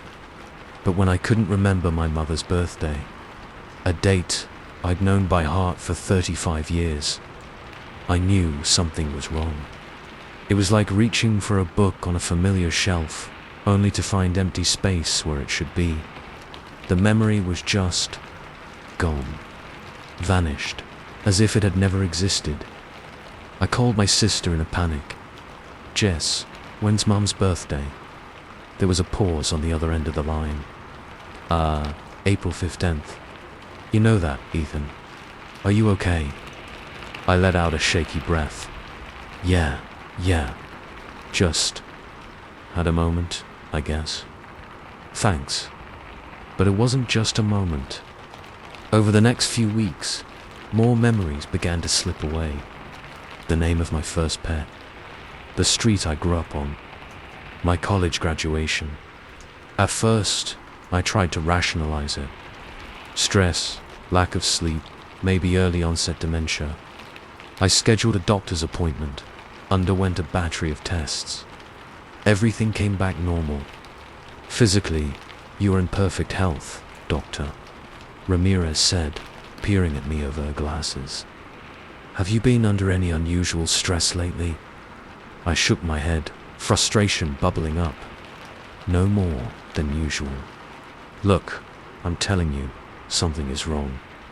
I'm losing specific memories, things I've known my whole life." She made a note on her pad. "Memory is a complex thing, Mr. Chun. Sometimes our brains file things away in odd places. I'd like you to keep a journal. Note down any other lapses you experience. We'll reconvene in a month, okay?" I left her office feeling defeated. No one seemed to understand the gravity of what was happening to me. That night, as I was getting ready for bed, My phone buzzed with a text from an unknown number. "How's the memory, Ethan? Feeling a bit lighter?" My blood ran cold.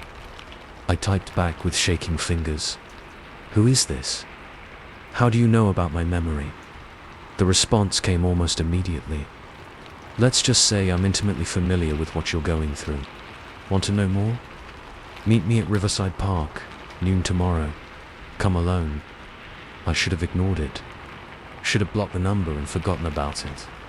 But desperation makes fools of us all. The next day, I found myself sitting on a bench in Riverside Park, nervously checking my watch every few minutes. At exactly noon, a man sat down beside me. He was unremarkable in every way. Average height, brown hair, forgettable face. But his eyes, they were too intense, too knowing. "Ethan Chun," he said, his voice oddly familiar, though I was sure we'd never met. "Losing things, aren't you? Little pieces of yourself, falling away like autumn leaves." I swallowed hard. "How do you know that? Are you doing this to me?" He laughed, the sound setting my teeth on edge. "Me? No. I'm just a beneficiary, shall we say. Your memories, Ethan. They're delicious. So vibrant, so full of life. What the hell are you talking about?" I demanded, anger overriding my fear. "You can't eat memories." His smile widened, revealing teeth that seemed just a bit too sharp. "Oh, but I can. We can. There are things in this world beyond your comprehension, Ethan. Things that feed on the intangible. Emotions, dreams, memories." As he spoke, I felt a strange sensation, like fingers rifling through my mind. Suddenly, the face of my childhood best friend popped into my head. A memory I hadn't thought about in years. "Ah, Jimmy Callahan," the man said, closing his eyes as if savoring a fine wine. "You two got into so much trouble that summer, didn't you? Sneaking into Old Man Wilson's orchard, stealing apples." I jerked away from him, nearly falling off the bench. "Stop it, how are you doing that?" He opened his eyes, and for a moment I could have sworn they were completely black. "I told you, Ethan, your memories are food to me. And you're a gourmet meal." I stood up, backing away. "Stay away from me. I'm calling the police." But as I reached for my phone, I realized with horror that I couldn't remember the emergency number. It was like the knowledge had been plucked right out of my head. The man stood, brushing off his pants casually. Now, no need for that. I'm not here to hurt you, Ethan. In fact, I have a proposition for you. Despite every instinct screaming at me to run, I found myself asking, what kind of proposition? His smile was predatory. "You've noticed how much easier it is, haven't you? Without all those pesky memories weighing you down.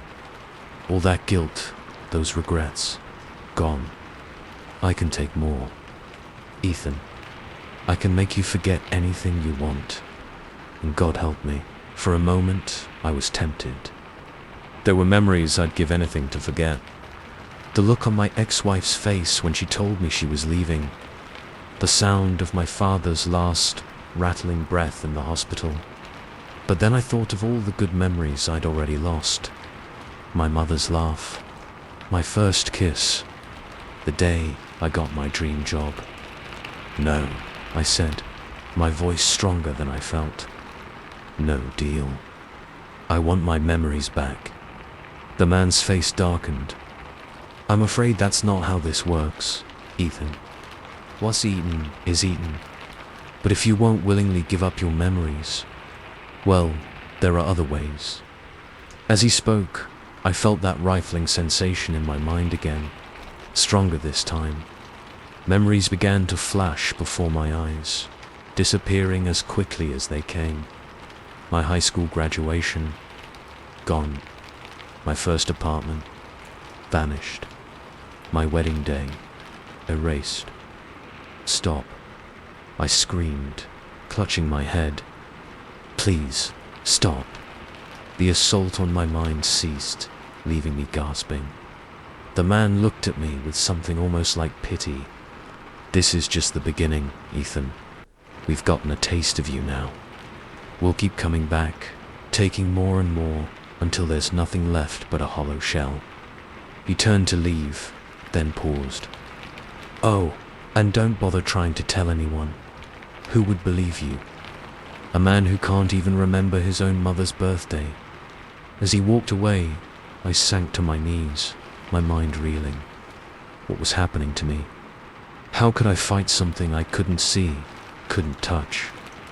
Over the next few weeks, I became a paranoid wreck. I wrote everything down, filled notebooks with the memories I still had, terrified of losing more. I avoided sleep, knowing that's when they seemed to take the most. But it wasn't enough. Memories continued to slip away, faster now. People I'd known for years became strangers. Places I'd visited became foreign lands. And always, that sense of being watched. Of something lurking just out of sight, waiting to take another bite out of my mind. I sit here now, writing this down, hoping that somehow someone will understand, will believe. Because I can feel them coming again, feel the edges of my memory starting to fray. I don't know how much longer I'll remember who I am. Already, I have to check my driver's license to remember my own name. Ethan Chun, 0.37 years old. But what does that mean when I can't remember living those 37 years? To whoever finds this, please be careful. Guard your memories. Hold them close. Because there are things out there, hungry things, that would love nothing more than to feast on the very essence of who you are. And if you see a man with two sharp teeth and eyes that seem to look right through you, run. Run. And don't look back. Don't let them in your head. Because once they start feeding, they never stop. And one day, you might wake up to find that the person you were has been eaten away, leaving nothing but an empty shell with no past and no future. Just endless, gnawing hunger. Story 19. I still remember the exact moment I realized something was wrong. It was a Tuesday morning, and I was rushing to get ready for my 8 a.m. class. I burst out of my dorm room, nearly colliding with my neighbor, Emma. "Whoa, slow down there, Lily." She laughed, steadying me. "Where's the fire?" I grinned, slightly out of breath. "Sorry, just running late." "Have you seen Alex? He was supposed to wake me up, but I guess he forgot." Emma's smile faltered, confusion clouding her features. "Alex?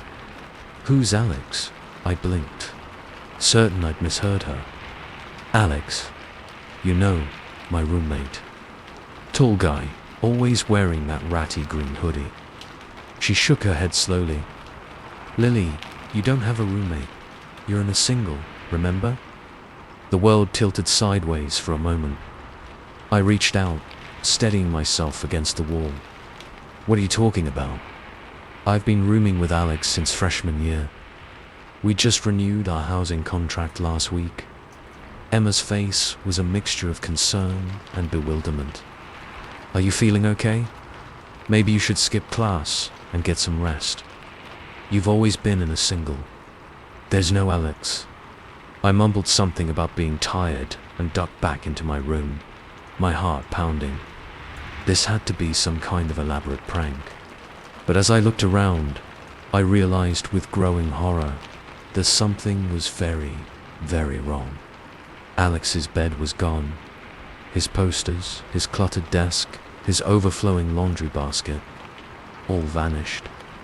The room looked exactly like a single, as if he'd never been there at all. With shaking hands, I pulled out my phone, scrolling through my contacts. No, Alex. My photo gallery was devoid of any pictures of him. Our text conversations had disappeared. This wasn't possible. I had clear, vivid memories of Alex. The late-night study sessions, the movie marathons, the time he got so drunk at a party I had to half carry him home. How could all of that just disappear? I skipped my classes that day, frantically searching for any proof that Alex had existed. I tore through my belongings, looking for something, anything that belonged to him. Nothing. By evening, I was a wreck.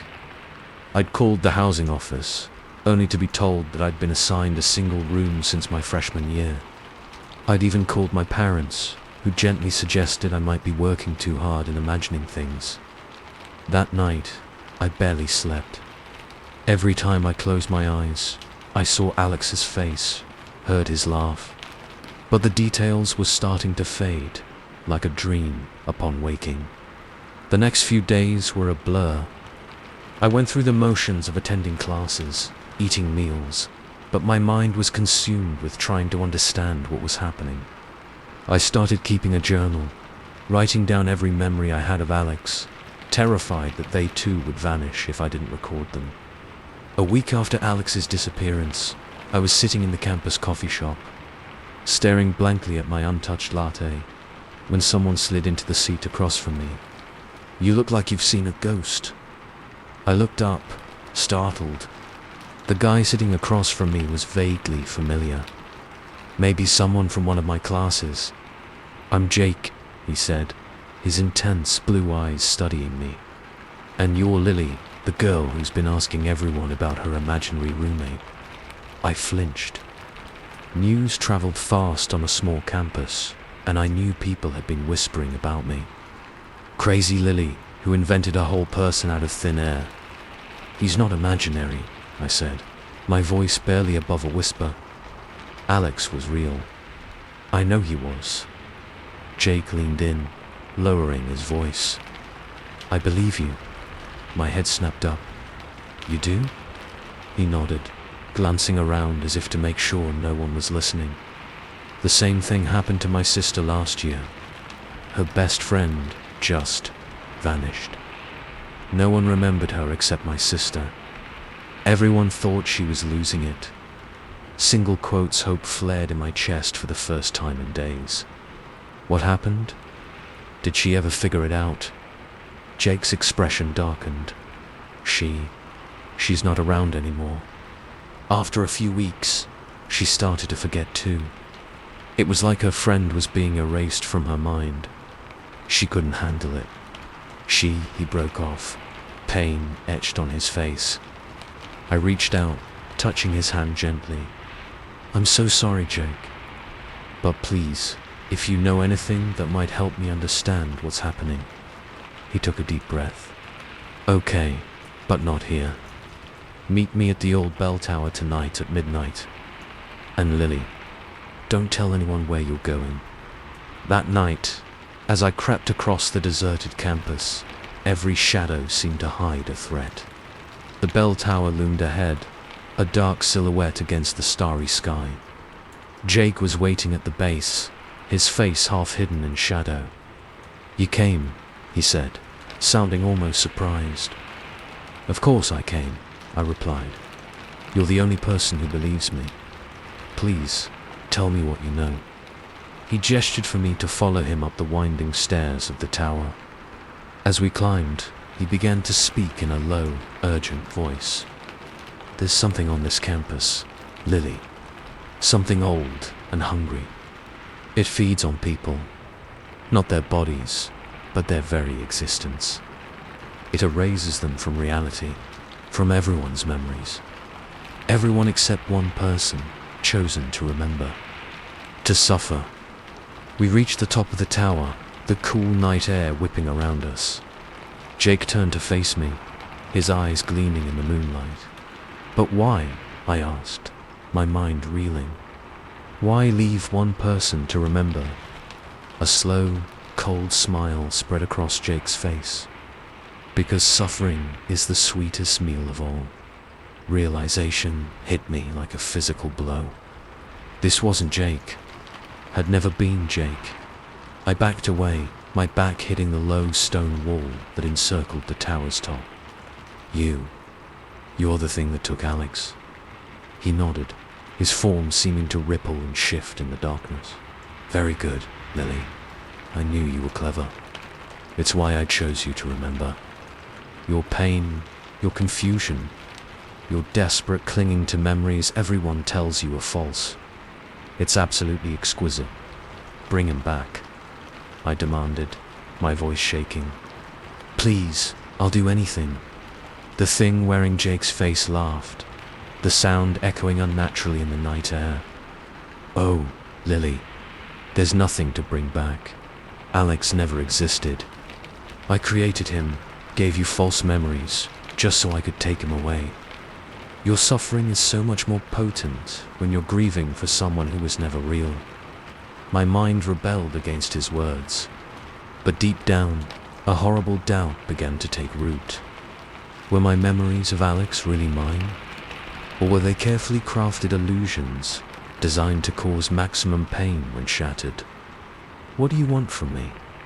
I whispered, tears streaming down my face. The creature stepped closer, its form no longer fully human. I want you to keep remembering, Lily. To keep searching for proof of Alex's existence. To drive yourself mad with the contradiction between your memories and reality. And when you can't take it anymore, when you're teetering on the edge of sanity, that's when I'll take those memories too. And you'll be left with nothing but a vague sense of loss, a hole in your life you can never explain or fill. It reached out, its hand now more like a shadowy tendril. Your suffering will sustain me for years to come. In that moment, with the creature's inhuman eyes boring into mine, I made a choice. I knew I couldn't fight this thing, couldn't outsmart it, but I could deny it its meal. No, I said, my voice stronger than I felt. You can't feed on my suffering if I don't remember what I'm suffering for. Before the creature could react, I turned and flung myself over the tower's low wall. As I fell, I closed my eyes and focused on every memory I had of Alex, real or fabricated. I let them go, one by one, feeling them slip away like sand through my fingers. The last thing I remember is the creature's howl of rage and frustration, fading as I plummeted towards the ground. I woke up in the hospital 2 weeks later. They told me I was lucky to be alive, that my fall had been broken by a conveniently placed bush. I had no memory of why I was on the bell tower, or even who I was. As I recovered, I pieced my life back together from what others told me. But there's always been a nagging feeling that I'm missing something important. Sometimes, I catch myself looking for someone who isn't there, or turning to share a joke with an empty space beside me. I don't know if I'll ever remember what I lost that night, but sometimes, when I'm alone in my dorm room, I could swear I hear a faint whisper, "I'm still here, Lily, and I'm so hungry." Single quote, story 20. The first time I saw the figure, I thought it was a trick of the light. A shadow cast by the setting sun, distorted by the wavy glass of my apartment window. I blinked, and it was gone. I should have trusted my instincts then. Should have packed up and left. But hindsight, as they say, is 20/20ths. It had been 3 months since I'd started working from home. The pandemic had turned the world upside down, and like millions of others, I found myself transforming my tiny studio apartment into an office. My desk faced the window, giving me a view of the brick building across the narrow alley. The second time I saw the figure, I was on a Zoom call with my team. I remember because I was mid-sentence when movement caught my eye. There, in a window directly across from mine, was a silhouette. Just the suggestion of a human form, really. But something about it made the hair on the back of my neck stand up. Sarah? You okay? My coworker's voice snapped me back to reality. I forced a smile. Yeah, sorry. Thought I saw something outside. Where were we? As the meeting continued, I kept glancing at the window. The figure remained motionless for the entire hour. When the call ended, I got up to take a closer look. But by the time I reached the window, the opposite apartment was dark and empty. That night, I couldn't sleep. Every time I closed my eyes, I saw that silhouette etched against my eyelids like an arced image. I told myself I was being ridiculous. It was probably just a neighbor, curious about the new face they kept seeing in the window. But if that was the case, why did it feel so wrong? The next day, I tried to focus on work, but my eyes kept drifting to the window. The opposite apartment remained empty all morning. Around noon, as I was heating up leftover pasta, a movement caught my eye. The figure was back. This time, I was determined to get a better look. I approached the window slowly, squinting to make out details. The form was definitely human-shaped, but something about the proportions seemed off. Too tall, too thin. And though I couldn't make out any features, I had the distinct impression it was staring directly at me. A chill ran down my spine. I reached for my phone, intending to take a picture, but my hands were shaking so badly, I fumbled and dropped it. When I looked back up, the figure was gone. That evening, I called my best friend, Alex. I think someone's watching me, I blurted out as soon as he answered. Whoa, slow down, Sarah. What do you mean, someone's watching you? I told him everything, feeling slightly foolish as the words tumbled out. There was a long pause when I finished. Have you been sleeping okay? Alex finally asked, his voice gentle. I know isolation can do weird things to your mind. Maybe you're just... I'm not imagining things. I snapped, then immediately felt guilty. I'm sorry, I know what I saw, Alex. Something's not right here. He sighed. Okay, how about this? I'll come over tomorrow, take a look around. If there's really someone creeping on you, we'll figure it out together. Deal, I agreed, feeling slightly better. Alex had always been the level-headed one. If anyone could make sense of this, it was him. That night, I drew the curtains tightly shut before going to bed. But as I drifted off to sleep, I could have sworn I heard a faint tapping on the window. Tap, tap, tap. I woke with a start, heart pounding. The room was pitch black. The only sound, my own ragged breathing. As my eyes adjusted to the darkness, I noticed a sliver of light peeking through a gap in the curtains. Holding my breath, I crept towards the window. Every instinct screamed at me to stay away, to hide under the covers like a child. But I had to know. With trembling fingers, I parted the curtains just enough to peek out. 2 pinpricks of light stared back at me from the darkness of the opposite window. Eyes, I realized with dawning horror, reflecting the faint glow of my digital alarm clock. I stumbled back, a scream caught in my throat. The eyes remained fixed on me, unblinking, as a hand, long-fingered and pale as death, pressed against the glass. Tap, tap, tap, tap. I don't remember falling asleep, but I must have, at some point. When I opened my eyes, sunlight was streaming through the curtains.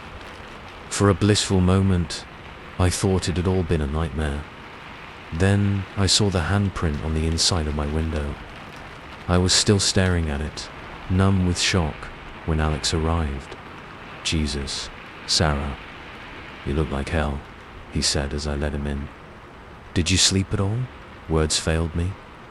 Instead, I pointed silently at the window. Alex frowned, stepping closer to examine the print. That's weird, he muttered. Come on, there's got to be a logical explanation. Maybe you sleepwalked or something. I shook my head vehemently. It wasn't there yesterday, and it's on the inside, Alex. How could someone? My voice trailed off as a horrible thought struck me. If the handprint was on the inside, that meant Alex must have had the same realization because his face went pale. Okay, pack a bag. You're staying at my place tonight. We'll call the police. Have them check out the building across the street. As I threw some clothes into a duffel bag, Alex examined the window more closely. Sarah, he called, his voice tight. Come look at this. I approached hesitantly. He was pointing at something etched into the glass, barely visible unless he knew to look for it. Soon one tiny word, but it sent ice through my veins. We left immediately, not even bothering to lock the door behind us. As we drove to Alex's place, I kept looking over my shoulder, half expecting to see that figure following us. The police were skeptical, but agreed to check out the building. They called later that evening to report that all the apartments across from mine were vacant, had been for months. No signs of forced entry, no evidence of anyone living there. I spent a week at Alex's, jumping at every shadow, flinching at every unexpected noise. But as days passed with no sign of my mysterious watcher, I began to wonder if I had imagined the whole thing. Stress, isolation, an overactive imagination. It all seemed so plausible in the light of day. Maybe I should go back, I said to Alex over dinner one night. Face my fears, you know. He looked uncertain. Are you sure? You can stay here as long as you need. But I'd made up my mind. The next day, I returned to my apartment. Everything was exactly as I'd left it, except the handprint on the window was gone. I laughed, relief washing over me. It had all been in my head after all.